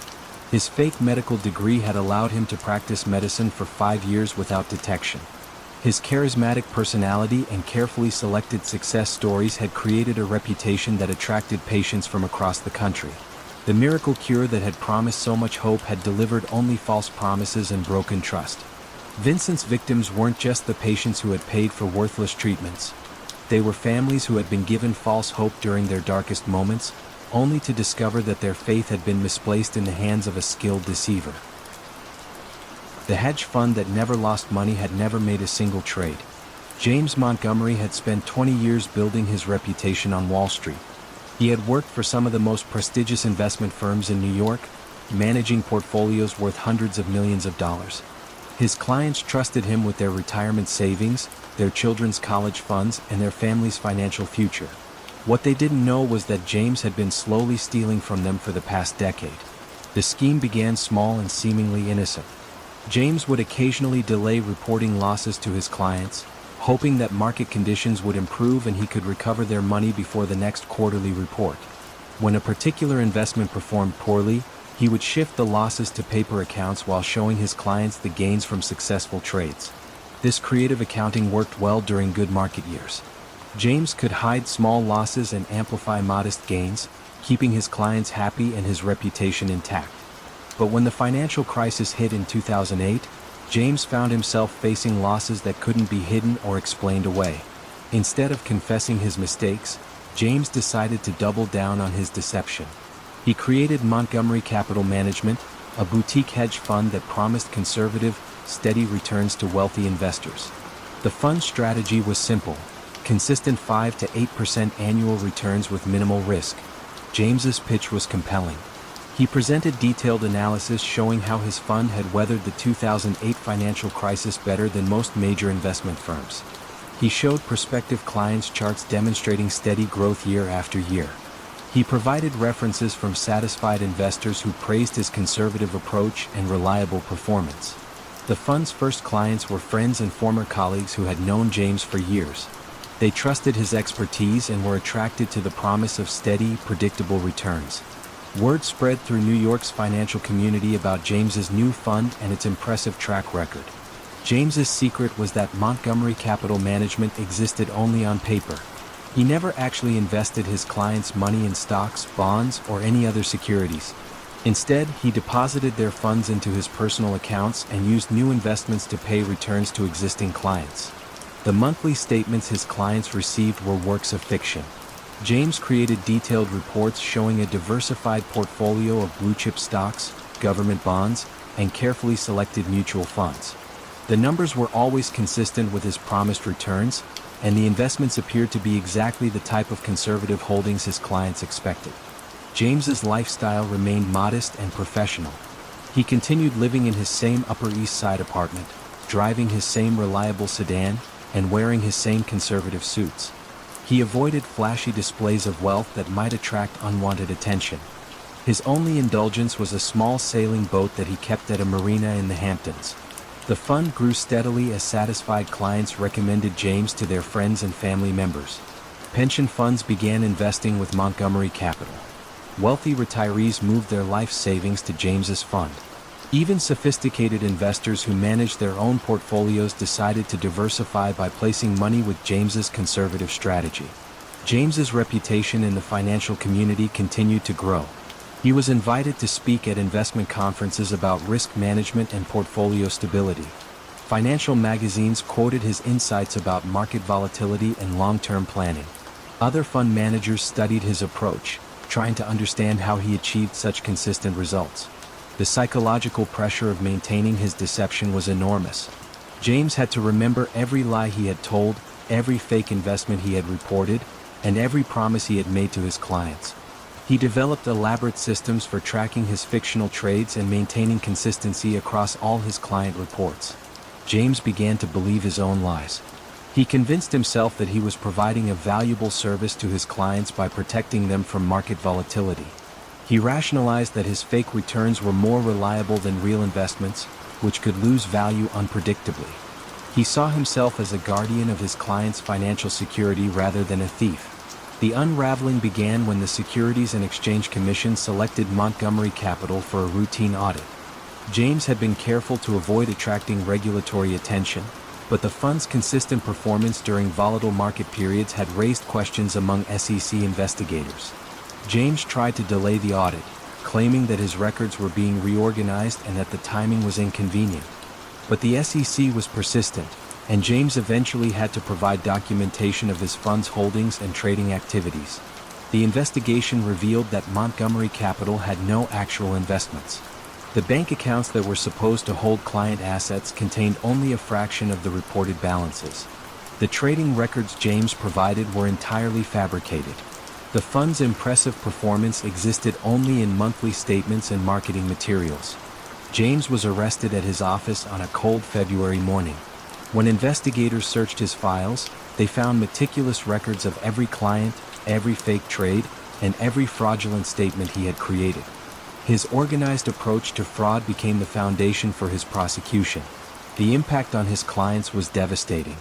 Many had invested their entire retirement savings with James, trusting his promises of steady, conservative returns. They discovered that their life savings had been stolen, and that the secure financial future they had planned no longer existed. The investigation revealed that James had stolen over $60 million from more than 400 clients. Some victims had been investing with him for over a decade, receiving fake statements and fake returns while their actual money disappeared into James's elaborate scheme. James's trial revealed the extent of his deception. He had created false trading records dating back 15 years. He had fabricated relationships with major financial institutions. He had even created fake regulatory filings to make his fund appear legitimate to potential investors. The perfect investment that had promised security and steady returns had delivered only empty promises and broken trust. James's clients had believed they were making the safest possible choice with their money, only to discover that their caution had made them perfect victims for a fraud that destroyed their financial futures. Montgomery Capital Management was shut down permanently, its empty offices a monument to the dangerous allure of investments that seemed too good to be true. The fund that never lost money had cost its investors everything they had worked their entire lives to save. For 40 years, Bernard Madoff had been the picture of Wall Street respectability. But on a cold December morning in 2008, he would confess to orchestrating the largest Ponzi scheme in history. The exclusive offices of Bernard L. Madoff Investment Securities occupied 2 floors of the prestigious Lipstick Building in Manhattan. Here, behind mahogany doors and polished marble, the most sophisticated investors in the world entrusted their fortunes to a man they believed possessed an almost supernatural ability to generate returns. Country club members whispered about Madoff's secret formula. His hedge fund delivered steady gains of 10 to 12% annually year after year, regardless of market conditions. When the dot-com bubble burst in 2000, Madoff's clients celebrated modest profits. When the 2008 financial crisis began tearing through portfolios worldwide, Madoff's investors felt secure in their steady returns. What they didn't know was that there was no investment strategy at all. Madoff had learned early in his career that exclusivity bred desire. He rarely accepted new clients, often turning away billionaires who begged to invest. When he did accept someone, it felt like joining a secret society. Clients were sworn to secrecy about their returns, creating an air of mystery that only enhanced his reputation. The mechanics of his deception were surprisingly simple.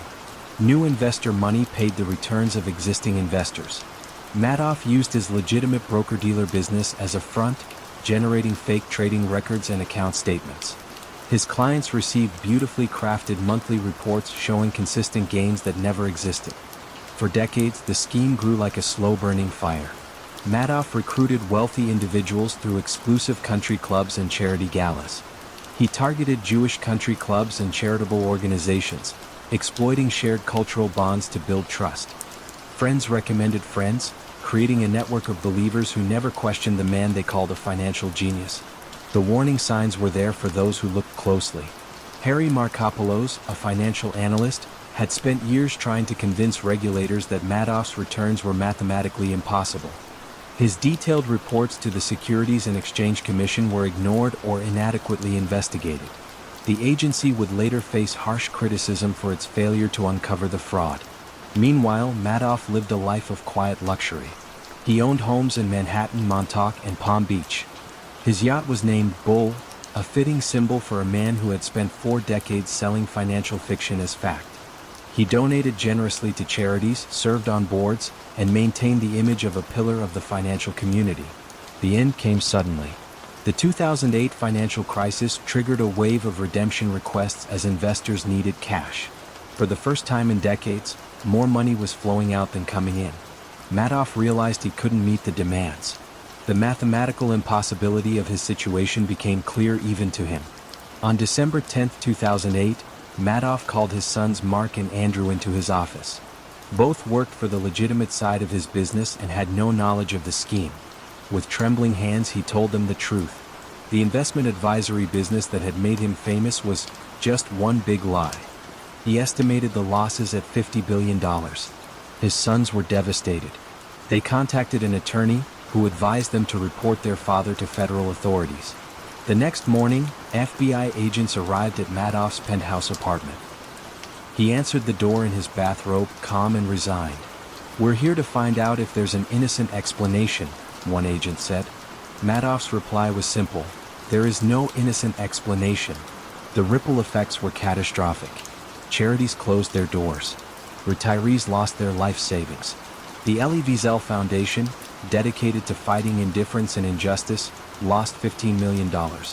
Country clubs that had served as Madoff's hunting grounds became places of shared grief and anger. On June 29, 2009, Bernard Madoff was sentenced to 150 years in prison. As he was led away in handcuffs, the man who had once been called the most trusted name on Wall Street left behind a legacy of betrayal that would echo through generations. The gentleman's deception had finally come to an end. San Jose, California, 2016. Dawn broke over Highway 101 in hazy gold, and the glass atrium of Nexus Drive Labs shimmered like a prism suspended above the bustle of commuter traffic. Inside the headquarters, the hum of climate-controlled servers mingled with the scent of dark roast coffee. The company, famed for its breakthrough solid-state batteries, was weeks from an IPO projected to crown it the next $20 billion unicorn. At the center of that promise stood Victor Hahn, the 39-year-old vice president of engineering whose coded algorithms optimized heat dissipation down to a single pixel-wide trace on each cell. Victor cultivated deliberate ordinariness. Khaki chinos, faded hoodies, a Civic hybrid he refused to trade for a Tesla.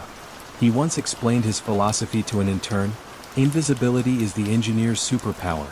Flashy things create noise in the data. Yet beneath his measured exterior simmered an old frustration. He had joined Nexus Drive as employee number 11, but newer executives now eclipsed his equity, his influence, even his seat at board meetings. Ambition, like static, built slowly in the background. The opening act began with a recruitment email from a rival firm based in Shenzhen, signed only Echelon V. The message congratulated Victor on a recent patent filing, then hinted that his compensation lagged the market by a factor of 4. Attached was a contract, $8 million in stock, a Shanghai apartment, and director-level autonomy, if he could provide pre-manufacture schematics for Nexus Drive's Generation 4 battery. Victor closed the laptop, heartbeat steady, yet the figures lingered like after-images behind his eyes. Over the next month, he tested the perimeter. He slipped a flash drive into his workstation after midnight, downloaded thermal runaway simulations, then deleted logs via an obscure Linux command few administrators recognized. The files traveled through an encrypted tunnel to a cloud folder he named Gardenias. A private joke: gardenias were his late mother's favorite flower, blooming sweet and white while hiding toxic sap. Victor told himself it was only leverage. If Nexus Drive's board granted him the CTO role, he would delete the folder and stay loyal. But negotiations stalled. The CEO, bright-eyed and media-savvy, offered a modest stock refresh and a larger team instead of the title. Victor smiled, shook hands, and returned to his lab. That night he exfiltrated the full architecture for Gen 4's proprietary anode, the crown jewel. He crossed the Rubicon in a click barely louder than a breath. Trust began to fray in April when Marta Ruiz, head of information security, conducted routine checksum audits. A single checksum, linked to a subfolder titled heatmaps_v2, showed a timestamp mismatch as though someone had edited, then rewrote the file to mask edits. Marta, a former NSA analyst, felt a chill of pattern recognition. Tampered logs almost always echoed insider sabotage.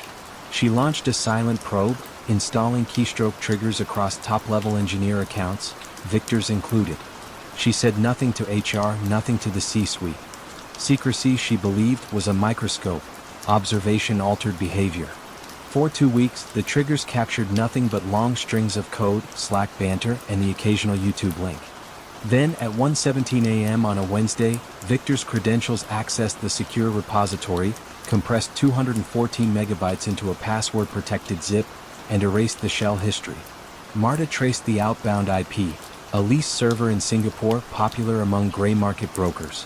The evidence glowed bright, but she needed one more verification, a live catch, before involving federal agents who might leak and tank the IPO. Marta enlisted Nexus Drive's facilities chief to deactivate Victor's keycard for maintenance testing, forcing him to badge in at the security desk if he returned after hours. The bait was set. Friday evening, employees trickled out for craft beer happy hours while Victor lingered, staring at unit test regressions that no longer held his focus. Near midnight he descended to the lobby. The turnstile rejected his card with a hollow beep.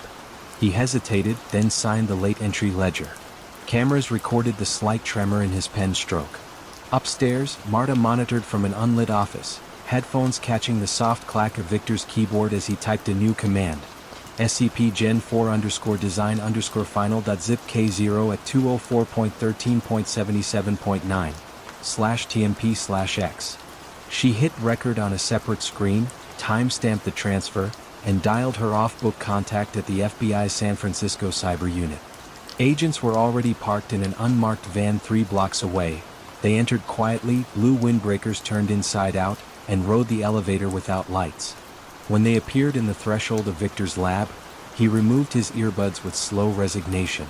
There was no Hollywood sprint toward a back door, no plea. He simply closed the terminal, folded his hands, and asked whether the company's stock options would still vest if he cooperated. The lead agent replied that such matters were now above everyone's pay grade. News of the breach detonated across tech media the next morning. Nexus Drive postponed its IPO, shares frozen in the private market clearinghouse. Analysts speculated the entire battery roadmap was compromised. The CEO issued a video statement framed by company logo moss walls, his voice measured yet cracking at the edges. An internal memo revealed that venture fund Omega had pulled its final tranche, citing opacity of trade secret controls. Hundreds of employees refreshed inboxes, fearing layoffs. Victor pled guilty to 1 count of economic espionage under 18 U.S.C. Section 1831. In court, prosecutors painted him as a calculating saboteur. Defense counsel argued underappreciation and burnout. The judge, herself a former software patent litigator, spoke of the fragile membrane between innovation and theft. She delivered a sentence of 46 months in federal prison, plus $11.2 million in restitution, a figure equal to Victor's unvested shares.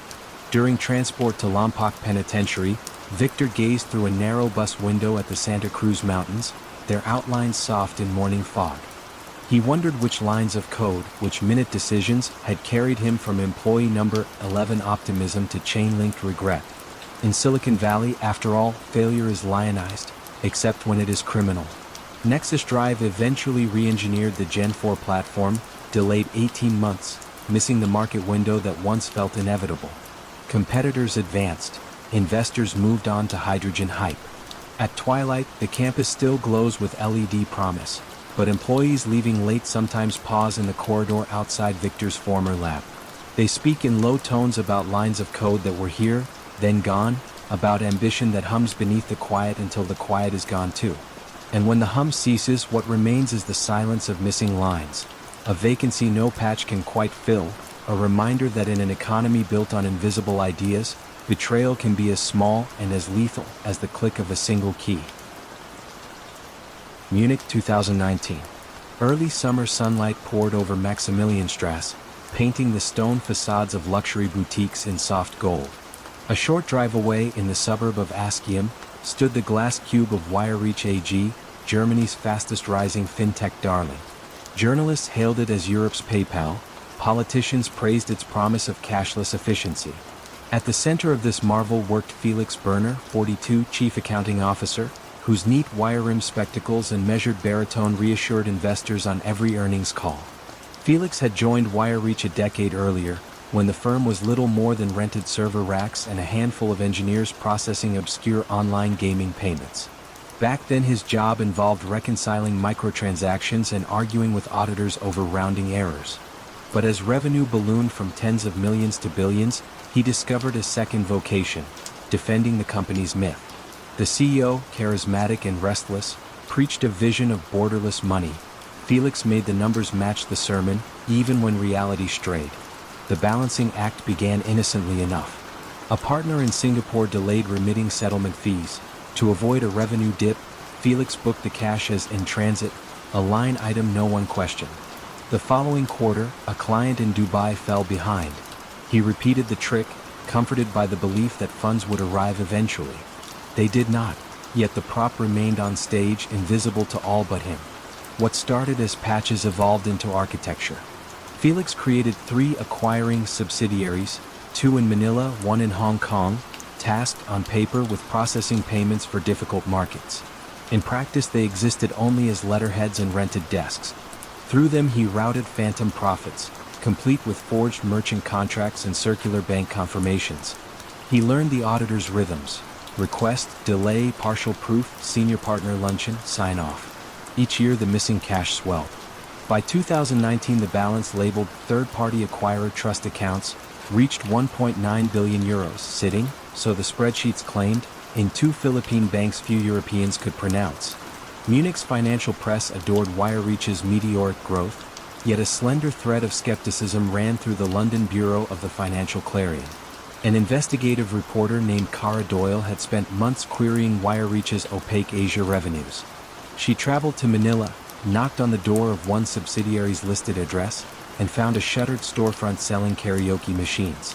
Back in London she published a 12-page expose titled, "The Billion Euro Mirage." Wirereach's share price dipped, then bounced as analysts defended the firm. Felix read the article at his kitchen table, pulse steady, and sent a calm memo to investors: all funds verified by international auditors. But trust frays on repetition. The German regulator BaFin, long deferential, received a whistleblower email alleging forged bank statements. The writer was no crusader, just a junior treasury clerk alarmed by an instruction to clean fonts on a PDF before forwarding it to KPMG. BaFin, sensitive after past scandals, appointed special investigators. Felix welcomed them with blueberry muffins in the conference room, projected PowerPoints of complex flows, and spoke of regulatory arbitrage and emerging markets. Still, the investigators demanded direct confirmation from the Philippine banks. Felix flew to Manila with 2 colleagues, carrying binders thick with stamped documents. At BPI Makati branch, a polite manager searched his terminal, frowned, and declared no such escrow accounts existed. Felix requested privacy, stepped into a hallway, and called a local fixer he had paid for years to supply rubber-stamped letters. The fixer's number rang dead. Panic at last prickled Felix's skin like cold sweat in tropical air. Back in Munich, auditors granted him one final grace: produce written confirmation within 5 days or face a qualified opinion that could endanger Wirereach's banking licenses. Felix retreated to his office, blinds drawn against the Bavarian summer glare. He drafted a fake email chain between himself and a deputy governor of Banco Central, attached a PDF claiming balances of 1.9 billion euros, and altered metadata to mimic an old Lenovo laptop. He convinced himself this was merely buying time until genuine capital could be raised. Yet, in the act of saving the company, he crossed from embellishment into outright fabrication, an irrevocable step. On the morning of June 18th, regulators, auditors, and company directors convened in Wirereach's boardroom. Felix handed out the Philippine letters, heart pounding behind his tailored suit. A KPMG partner inspected the documents, then asked a simple question. Why is the central bank seal the 2017 version when the letter is dated 2019? The room fell into a vacuum of silence. Felix's gaze drifted to the panoramic window, where clouds floated innocent and untroubled. Seconds stretched. Finally he spoke, voice barely above a whisper. There must be a printing error. The meeting adjourned in chaos. BaFin summoned police fraud investigators. The CEO fled to Vienna, citing stress leave. That evening Felix was arrested in his suburban townhouse while his children watched cartoons in the next room. He surrendered quietly, removing his glasses before the flash of the booking camera. Wirereach's collapse was swift. Trading in its shares was halted. Nearly 20 billion euros in market value evaporated in 48 hours, scattering pensions and index funds across Europe. German newspapers, normally cautious, splashed the headline, "The money never existed." Employees queued outside the headquarters to collect belongings, some weeping, some furious, all bewildered by the revelation that success had been written in disappearing ink. At trial, prosecutors described Felix as the architect of a shadow ledger, conjuring profits to mask operational rot. Defense lawyers argued systemic pressure and executive collusion, painting Felix as the overworked caretaker of an impossible narrative. The court, unswayed, sentenced him to 9 years for accounting fraud and market manipulation, plus 5.5 million euros in disgorgement. As bailiffs led him away, Felix kept his gaze fixed ahead, perhaps counting, for the first time in years, numbers that refused to bend. Each evening, commuters on the S-Bahn still passed the darkened Wirereach tower, its logo unlit but faintly visible against the night sky. Some glance up, remembering the euphoria of a modern German tech champion. Others avert their eyes, unwilling to relive how easily confidence can be built on silence, how 1.9 billion euro can fit inside a single Excel cell, and how the ghost of that empty cell now haunts Bavaria's glass corridors like a reflection no window washer can erase. London, 2013. Morning fog pressed against the mirrored walls of Aurora Capital, a mid-size hedge fund tucked between behemoth banks and Canary Wharf. Inside, fluorescent lights flickered awake, illuminating rows of identical desks where ambition clicked and scrolled before the city's buses had even hissed to their stops. Near the corner window sat Sarah Caldwell, an equities analyst of 34 whose calm pale blue eyes seemed to absorb numbers the way deep water absorbs light. She dressed plainly, navy dresses, low heels, no jewelry but a silver watch, but she carried the promise of extraordinary returns in the folders she slid across the conference table each Thursday. Sarah's edge, colleague's guest, was obsessive research. She spent nights parsing clinical trial journals, days courting mid-level scientists at biotech conferences. When Aurora bet on a drug maker, share prices often leapt within hours. The partners called her forecasts uncannily early, a phrase murmured with pride, not suspicion. Her annual bonus surpassed £1 million, yet her demeanor never changed. She still brought homemade sandwiches, still rode the DLR instead of a car service. The understatement only deepened her aura of mastery. What no one saw was the glow of a different screen on Sarah's kitchen counter at 2 a.m., a prepaid mobile, separate from the firm-issued BlackBerry. On that line came weekly texts from Dr. Jonas Rieger, a German oncologist contracted as a principal investigator for a drug trial codenamed Project Helios. He and Sarah had crossed paths at a Basel conference 5 years earlier, chatting over stale coffee about statistical endpoints. Their connection matured into something colder, more transactional. He fed her embargoed data. She wired funds to an account in Zurich titled Rieger Consulting. Each text was brief, clinical. PFS met. No SAE beyond grade 2. She translated the jargon into market certainty, then advised Aurora to increase its Helios stake. The trades were structured to look ordinary, positions spread across options, swaps, and cash executed through different brokers. Compliance software flagged nothing. For 18 months the profits rolled in, silent as snowfall, cumulatively worth £68 million to the fund and £3 million to Sarah in performance fees. She told herself no patient was harmed, no balance sheet fabricated. She framed the information flow as enlightened research, not theft. Trust, however, unravels on the gentlest thread. A junior compliance officer named Oliver Peck, newly transferred from a Big Four audit firm, was assigned to review voice line recordings for best execution checks. It was dreary work. Traders joking, cursing, confirming quantities.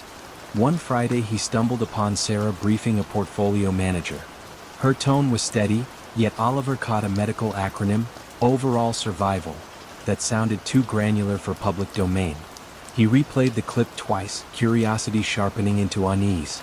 Oliver drafted a note for the head of compliance, then hesitated. Sarah's record was pristine, and he was 6 weeks into the job. The easier path was to delete the recording and forget the anomaly, but the phrase overall survival pulsed in his thoughts all weekend. Monday he sent the note, attaching a transcript and timestamp. Procedure activated, like a dim corridor suddenly lit. The firm's legal counsel contacted outside investigators. Regulators were tipped in confidence. Sarah was not informed. For 3 months, Aurora ran the sting in silence. Investigators mirrored Sarah's email, phone, badge swipes. Algorithms mapped her trades against public news releases, searching for glowworm correlations. A troubling pattern emerged. Positions entered 2 to 7 days before every Helios milestone, volume spiking at statistically impossible odds. The Financial Conduct Authority secured a dawn raid warrant but chose patience, wanting a final, irrefutable act. It came on a misty Tuesday in October. Jonas texted, FDA nod imminent. Break even 95%. Sarah skimmed the message during a strategy meeting, excused herself, and hustled down the polished corridor to her desk. She placed orders totaling £120 million, aggressive all-in. Compliance flagged the surge but allowed it under her authorized limit. 2 hours later, security cameras captured 6 plainclothes officers entering the lobby.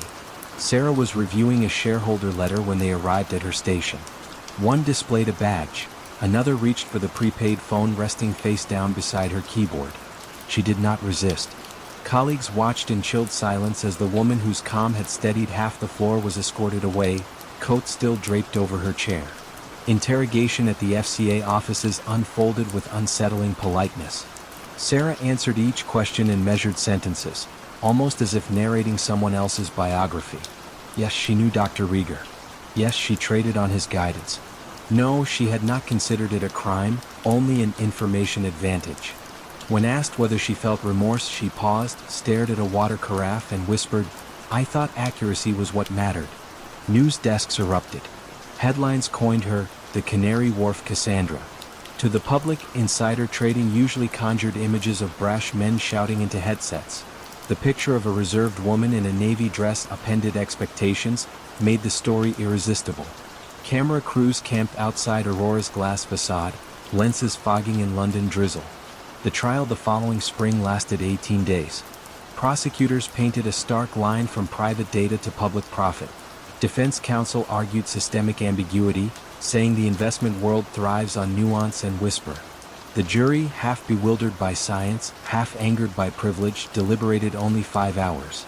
Verdict: guilty on 8 counts of insider dealing and conspiracy to commit fraud. Sentence: 4 years in prison, forfeiture of bonuses, lifetime ban from regulated markets. On the morning she was transferred to Downview Prison, Sarah looked out the van's small tinted window.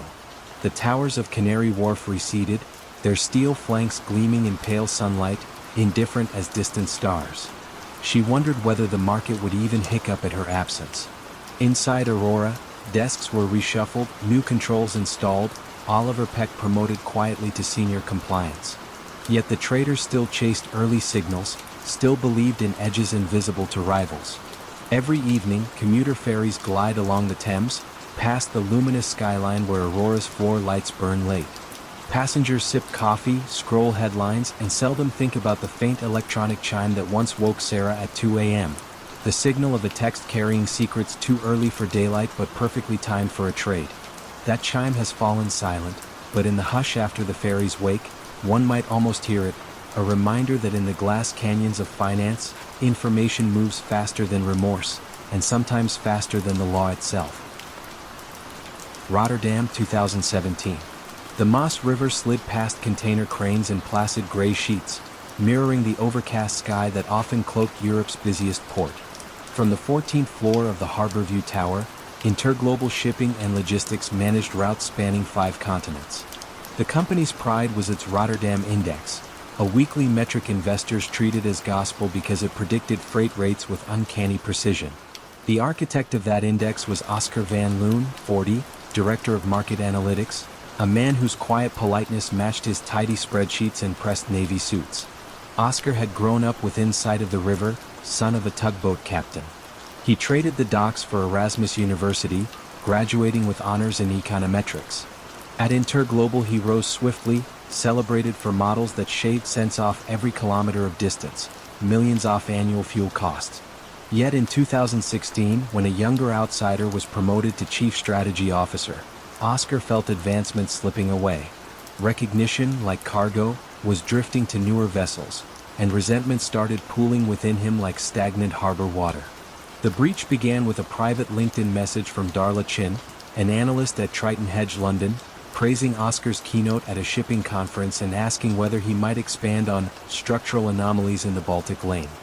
Flattered, he agreed to a video call. Darla's curiosity turned surgical.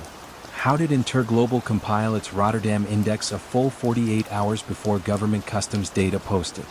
Oscar demurred, laughing that he could not reveal trade secrets. She countered, "What if insight met appreciation?" An appreciation quantified as 15,000 euros per tip, wired to an Estonian fintech wallet under the alias Nautilus.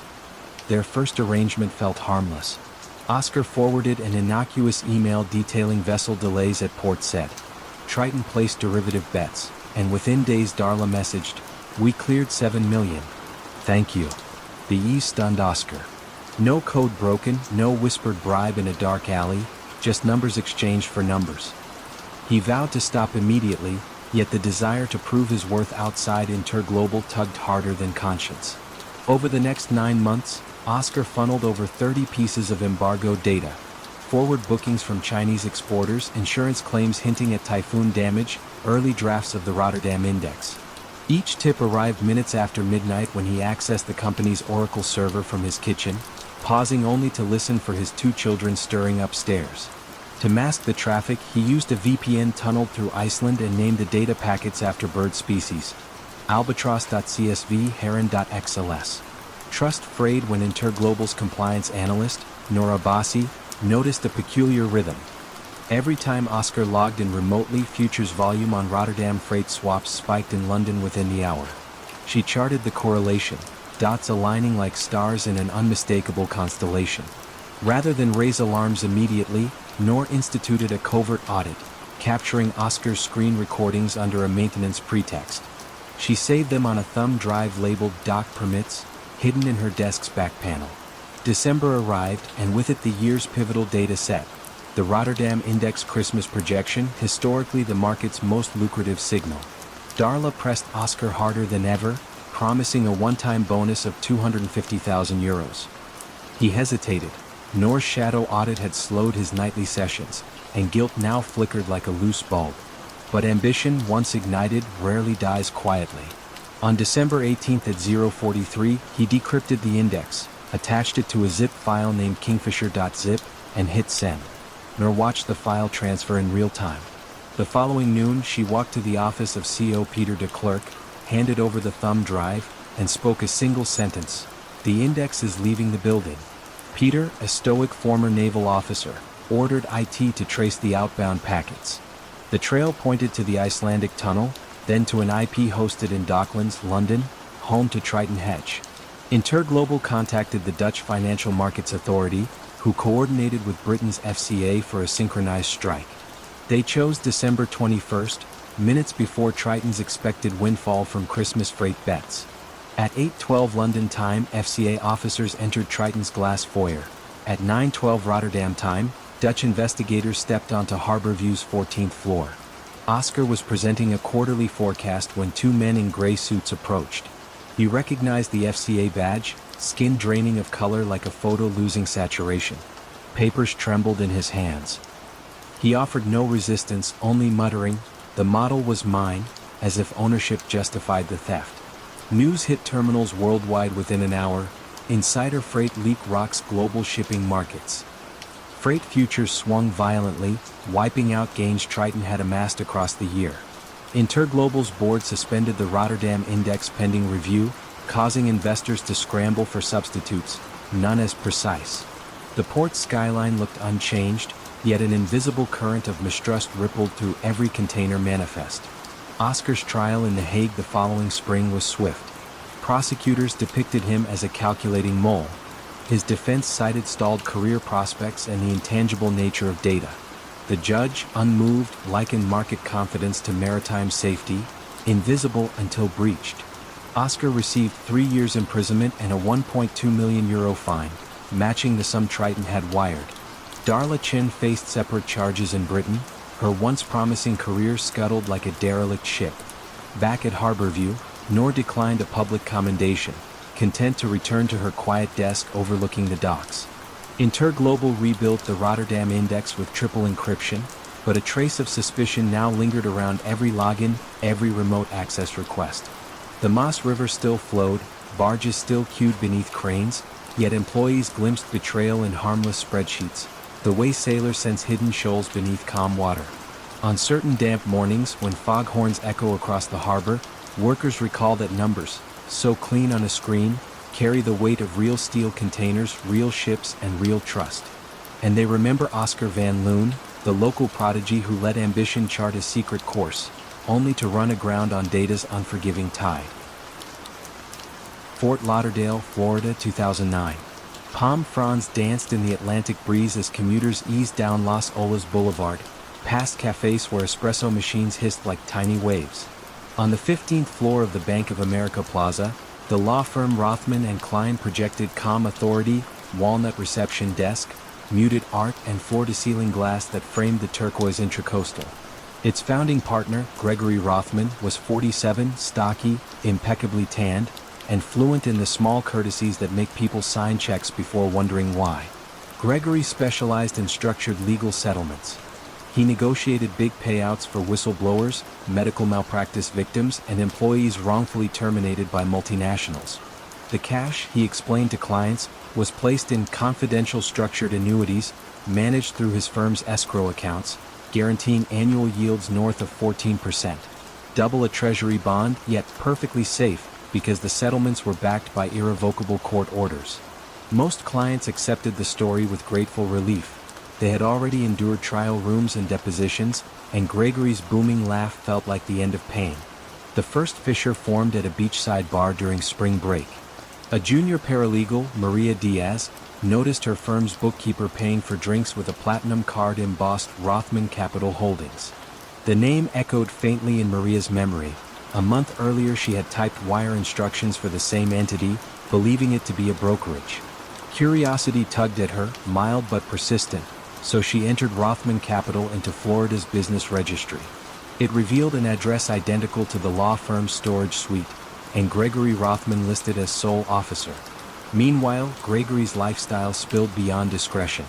He cruised Las Olas on a silver Bentley, hosted charity galas where A-list musicians serenaded invite-only crowds, and snapped up downtown condominiums for friends paying no rent. The glamour drew admiration, yet accountants in sensible shoes began whispering that structured settlement law was profitable, but not that profitable. Still, suspicion alone rarely bites. It needs a second set of teeth. Those teeth arrived in July, when a nursing home aide named Lillian Parker phoned the firm for an update on her $2 million discrimination settlement. She expected her first quarterly payment, $70,000, but no funds had appeared. The receptionist transferred her to Gregory, who answered with trademark warmth, blaming temporary clearing delays at the carrier bank. He promised a wire by Friday, then muted the call, eyes narrowing over spreadsheets swimming in red. Gregory's scheme had begun 4 years earlier as a bridge loan. He diverted $400,000 from one client's settlement to purchase a waterfront duplex, intending to flip it and replace the funds within weeks. The market sagged after closing. Replacement never happened. To plug the hole, he borrowed from a second settlement, then a third. Soon he realized the escrow pool, normally dormant between court approval and client disbursement, was an untapped ocean. He printed promissory notes on firm letterhead, fancy IOUs, while promising clients high yields, pending final structuring. Monthly interest checks to early victims came from fresh settlements. The classic Ponzi carousel spun smoothly beneath chandeliers. By 2009, the carousel required ever larger deposits. Gregory recruited local doctors and yacht brokers as private tranche investors, selling them shares in imaginary whistleblower awards. He lured them with steakhouse dinners, brandished redacted court orders as proof, and wired double-digit returns, until new money slowed and expenses did not. His Bentley needed servicing, his Boca Raton mansion required imported marble, and the gala circuit expectations he had built now demanded perpetual champagne. Back at the firm, Maria Diaz could not shake her unease about Rothman Capital. She confided in Jacob Levitt, a risk-averse associate fresh from Columbia Law. They examined closing files and noticed a pattern. Nearly every settlement, regardless of client or opposing counsel, flowed through a single City National Bank account ending in 8841, an account controlled not by the trust department but by Rothman Capital Holdings. Jacob's stomach tightened. Florida bar rules mandated that client funds remain segregated and interest on lawyers' trust accounts, never mingled with private entities. Jacob contacted the firm's outside auditors, who had rubber-stamped annual statements based on ledgers Gregory provided. He requested original bank confirmations. Within hours, Gregory's assistant alerted him. Auditors are asking for direct balances. Alarm jolted through him like ice water. He drafted a mass email to clients claiming cyber fraud had frozen escrow wires, then drove to the airport with a carry-on stuffed with bearer bonds and $200,000 in cash. The auditors, now alarmed themselves, called the FBI's white-collar unit in Miami. Agents subpoenaed the 8841 account and discovered a balance of $11,291, down from $93 million in supposed outstanding settlements. Funds had been wired to car dealerships, real estate escrow agents, luxury watch boutiques, and online casinos. The Bureau issued a federal warrant. Gregory was intercepted at Fort Lauderdale Hollywood International while purchasing a one-way ticket to Monaco. He surrendered quietly, sweat beading at his hairline despite the terminal's brisk air conditioning. News crashed over South Florida like a storm surge. Television vans lined Los Olas, reporters weaving metaphors of yachts and quicksand. Clients gathered outside the shuttered office clutching accordion folders of settlement paperwork suddenly worth less than the paper. One man shouted, "He bought my house with my own money." A truth both literal and tragic. At trial, prosecutors unveiled a timeline of greed. 431 victims, $412 million stolen or promised, $38 million recovered from asset seizures. They played voicemail snippets where Gregory spun tales of bank errors while transferring six-figure sums to a Casino de Monte Carlo account. The defense claimed conduct disorder compounded by workaholic stress, a plea that landed with the thud of an empty wallet. The jury convicted in 2 hours.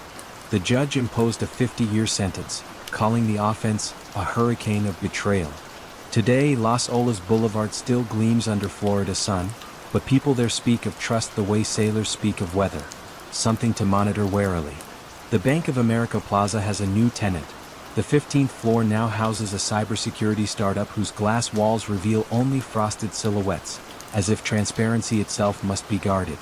On humid evenings, when the intracoastal shimmers like spilled mercury, some former clients walk the promenade counting the monthly checks they no longer receive.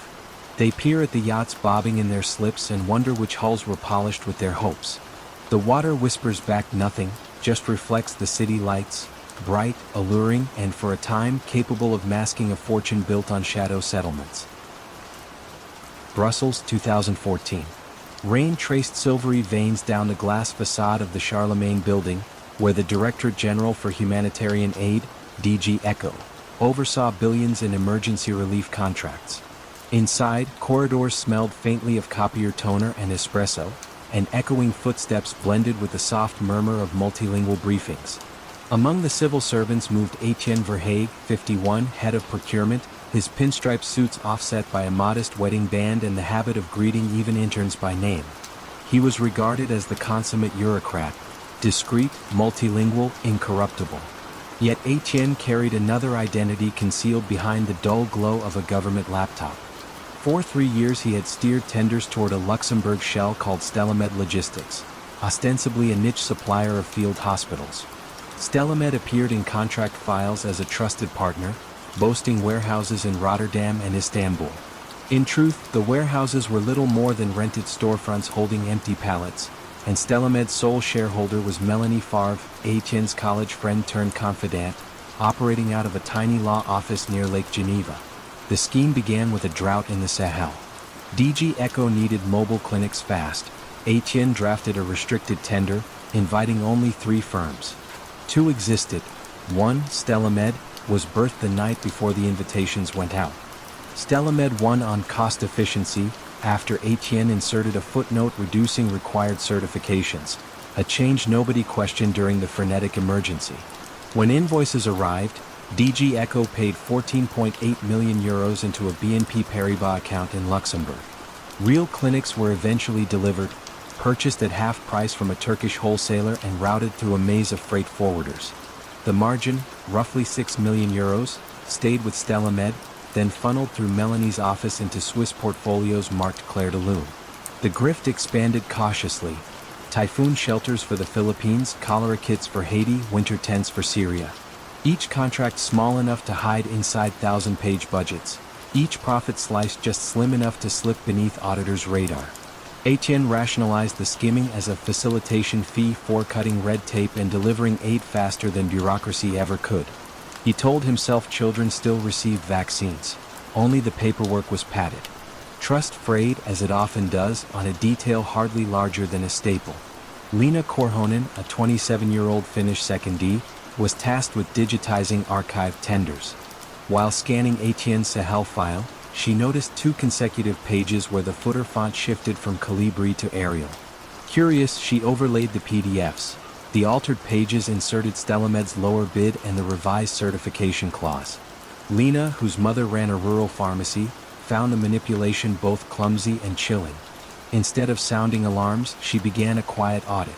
Evenings, after colleagues left for Trappist beers, Lena cross-checked vendor VAT numbers against open corporate registries. Stellamed traced to a Luxembourg mailbox shared with 33 shelf companies. Another vendor, Alpes Relief, linked to the same Geneva law office. Patterns emerged like tide marks. Identical legal phrasing, repeated banker signatures, contracts always routed through Etienne's desk. Unsure whom to trust, Lena contacted Olaf Kuhn, an investigator at OLAF, the European Anti-Fraud Office, whose business card she'd pocketed during orientation. She encrypted a dossier and pressed send, heartbeat loud against office hush. Olaf replied with a simple instruction: continue as if nothing has changed. For 2 months, Olaf mirrored Etienne's email and phone logs. They watched as Melanie forwarded dummy warehouse photos, as Etienne amended delivery milestones, as Stellamed pre-invoiced €9.2 million for Ebola isolation units, never yet assembled. Investigators needed a live catch, proof that funds left Brussels and resurfaced as personal gain. Opportunity arrived with a summit in Geneva. Etienne booked a single night at the Hotel d'Angleterre, citing a donor roundtable. Olaf alerted Swiss counterparts, who set up discreet surveillance. Cameras in the hotel lounge captured Etienne and Melanie toasting with Sancerre, passing a slim USB drive. Later, Melanie logged into a Zurcher cantonal bank portal and transferred €2 million from Stellamed to Clair de Lune Growth Fund, beneficiary, Verhaeghe. On a gray April morning, Etienne entered DG Echo clutching a croissant, unaware that plainclothes agents waited by the elevator. They approached gently. Reputation matters in Brussels, even at arrest. Etienne was escorted to a conference room whose blinds were already drawn. When shown wire diagrams tracing €8 into his private fund, he removed his glasses, polished them twice and whispered, "You must understand the aid still arrived." No one replied. News rippled across the continent faster than any policy communique. Headlines in Le Soir read, "Humanitarian aid, personal gain." Parliamentarians demanded safeguards. Tabloids ran split-screen photos of Sahel malnutrition beside Etienne's Lake Como vacation villa. DG Echo froze ongoing tenders and NGOs scrambled, fearing supply gaps on the front lines. The trial unfolded in the Palais de Justice, its neo-Gothic halls echoing with clicks of reporters' cameras. Prosecutors quantified the theft at €71 million across 9 contracts. Defense counsel argued bureaucratic inertia forced Etienne to innovate procurement, claiming the personal transfers were merely performance bonuses. The presiding judge, unimpressed, likened the logic to stealing water on the pretext of extinguishing a fire. Etienne received 8 years in St. Gilles prison and forfeiture of properties in Belgium, France, and Italy. Melanie, tried in absentia, was sentenced to 5. Lena Korhonen declined interviews, requesting only a quiet posting to Nairobi, where she now oversees medical supply deliveries in person. Sometimes, unpacking crates in sweltering heat, she recalls Brussels rain sliding down glass. A reminder that transparency is precious and too often literal. Inside the Charlemagne building, procurement now runs on blockchain ledgers visible to every directorate.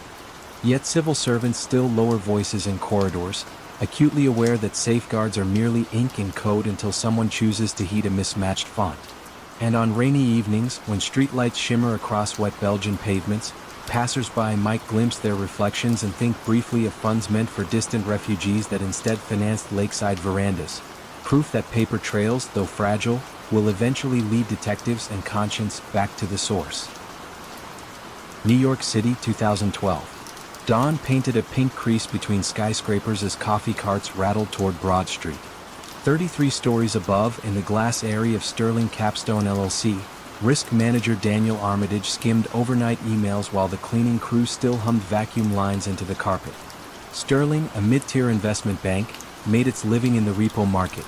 Overnight loans collateralized by U.S. Treasuries, an arena as bland to outsiders as sleep, yet capable of sudden, ruinous wake-ups. Daniel, 40, soft-spoken, carried a reputation for prudence so ironclad that traders called him the seat belt. But prudence can erode beneath ambition's slow drip. Daniel's bonus had stalled for 3 years while younger quants vaulted past him with flash trading patents and Ivy League bravado. One autumn evening, he lingered after the desks cleared and discovered a quirk in the firm's collateral allocation system. Repo trades booked after 7:58 p.m. bypassed an automated check that ensured every treasury pledged actually sat in Sterling's vault at the Federal. The glitch, a relic of Y2K coding, existed because nobody traded that late, except Daniel now saw a door ajar. The first maneuver was modest. He pledged a $50 million treasury note to German lender Hansa Bank, then reused the same cusp minutes later as collateral for a Japanese trust. Both loans would close before daylight. Overlap seemed invisible. The double pledge freed $50 million in cash, which Daniel quietly funneled into high-yield corporate bonds marked test blotter. Temporary, he told himself, a harmless arbitrage. By morning, he unwound both repos, returned funds, and nobody noticed. Success tasted like warm bourbon. Within weeks, Daniel scaled the gambit to hundreds of millions, rolling pledges across Tokyo nights and London dawns. The profits, thin individual slices yet compounding fast, flowed into a side pocket he labeled liquidity enhancement. Sterling's executives praised the newfound returns, mistook his calm for genius, and granted him a broader mandate. Trust frayed on an otherwise forgettable Tuesday. A junior operations analyst, Priya Singh, was reconciling CUSIP 912828BV when she found it pledged twice, 6 hours apart, to counterparties on different continents. Policy demanded escalation. She emailed Daniel, CCing no one. He replied at once, data feed timestamp error, already fixed. Priya almost accepted the answer, but the timestamp field looked hand-typed, lacking the usual millisecond precision. She saved a screenshot to a personal folder labeled oddities. Weeks passed. Priya noticed the pattern recur with other bonds, same 7:58 p.m. bypass window. She compiled a spreadsheet, 43 duplicates totaling $4.3 billion. Unsure whether she'd found a coding bug or something darker, she called the bank's anonymous ethics hotline after midnight, voice shaking. Internal audit triggered a covert probe, installing packet sniffers on Daniel's terminal and mirroring the repo ledger. What emerged over 4 nail-biting days stunned them. A daisy chain of reuse so dense that single treasuries backed as many as 8 simultaneous loans. The true collateral shortfall exceeded $9 billion, far larger than Sterling's equity. Auditors faced a dilemma. A public freeze could detonate counterparties, echoing Bear Stearns. They opted for stealth, informing the Federal Reserve at 5 a.m. Friday. Regulators, wary of contagion, coordinated an unannounced on-site exam. Agents in Navy suits filed through Sterling's revolving doors just as traders logged in for payroll Friday. Daniel was guiding a conference call when Compliance Director Elena Morales tapped his shoulder. She requested a private word. He followed, expression unreadable. In a sealed meeting room, regulators projected charts of looping pledges. Daniel stared, chest rising once, twice. Then he removed his badge, folded it, and set it on the table. "I never touched client accounts," he said evenly. "I meant to close the spread before quarter end." No one responded. News broke by lunchtime, Sterling capstone under Fed review. Repo desks everywhere yanked credit lines. Funding costs spiked like a fever. By sunset, Sterling negotiated a weekend rescue with a larger rival at 10 cents on the dollar. Employees staggered out carrying cardboard boxes, reflections of emergency exit lights flickering in lobby marble. Daniel's arrest came Sunday dawn at his Upper West Side apartment. He opened the door in university sweatshirt and spectacles, looking more professor than criminal. In interviews he explained the scheme as borrowing efficiency, insisting the bank benefited. Prosecutors countered that overlapping collateral is the financial equivalent of selling the same house to 8 buyers. The indictment listed wire fraud, securities fraud, and conspiracy. Trial commenced the following spring in the Southern District's wood-paneled courtroom. Priya testified softly, eyes on the floor, recounting the decimals that betrayed him. Defense counsel argued Sterling's executives implicitly endorsed the trades by rewarding the profits. Jury members, mostly middle-class New Yorkers nursing 401(k)s, listened stone-faced. After 3 days' deliberation, they returned guilty verdicts on all counts.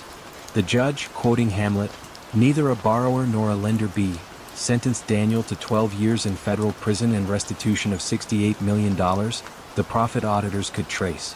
Sterling's ex-CEO, though publicly shamed, walked free. Shareholders filed lawsuits that settled quietly. The glitch at 7:58 p.m. was patched in a single line of code. Priya declined offers from bigger banks, choosing instead a compliance role at the Federal Reserve Bank of New York. Some evenings she stands on the Brooklyn Heights promenade, watching Manhattan's towers shimmer across the East River. She knows behind those lights rest countless lines of code, any one of which could tilt trust off its axis.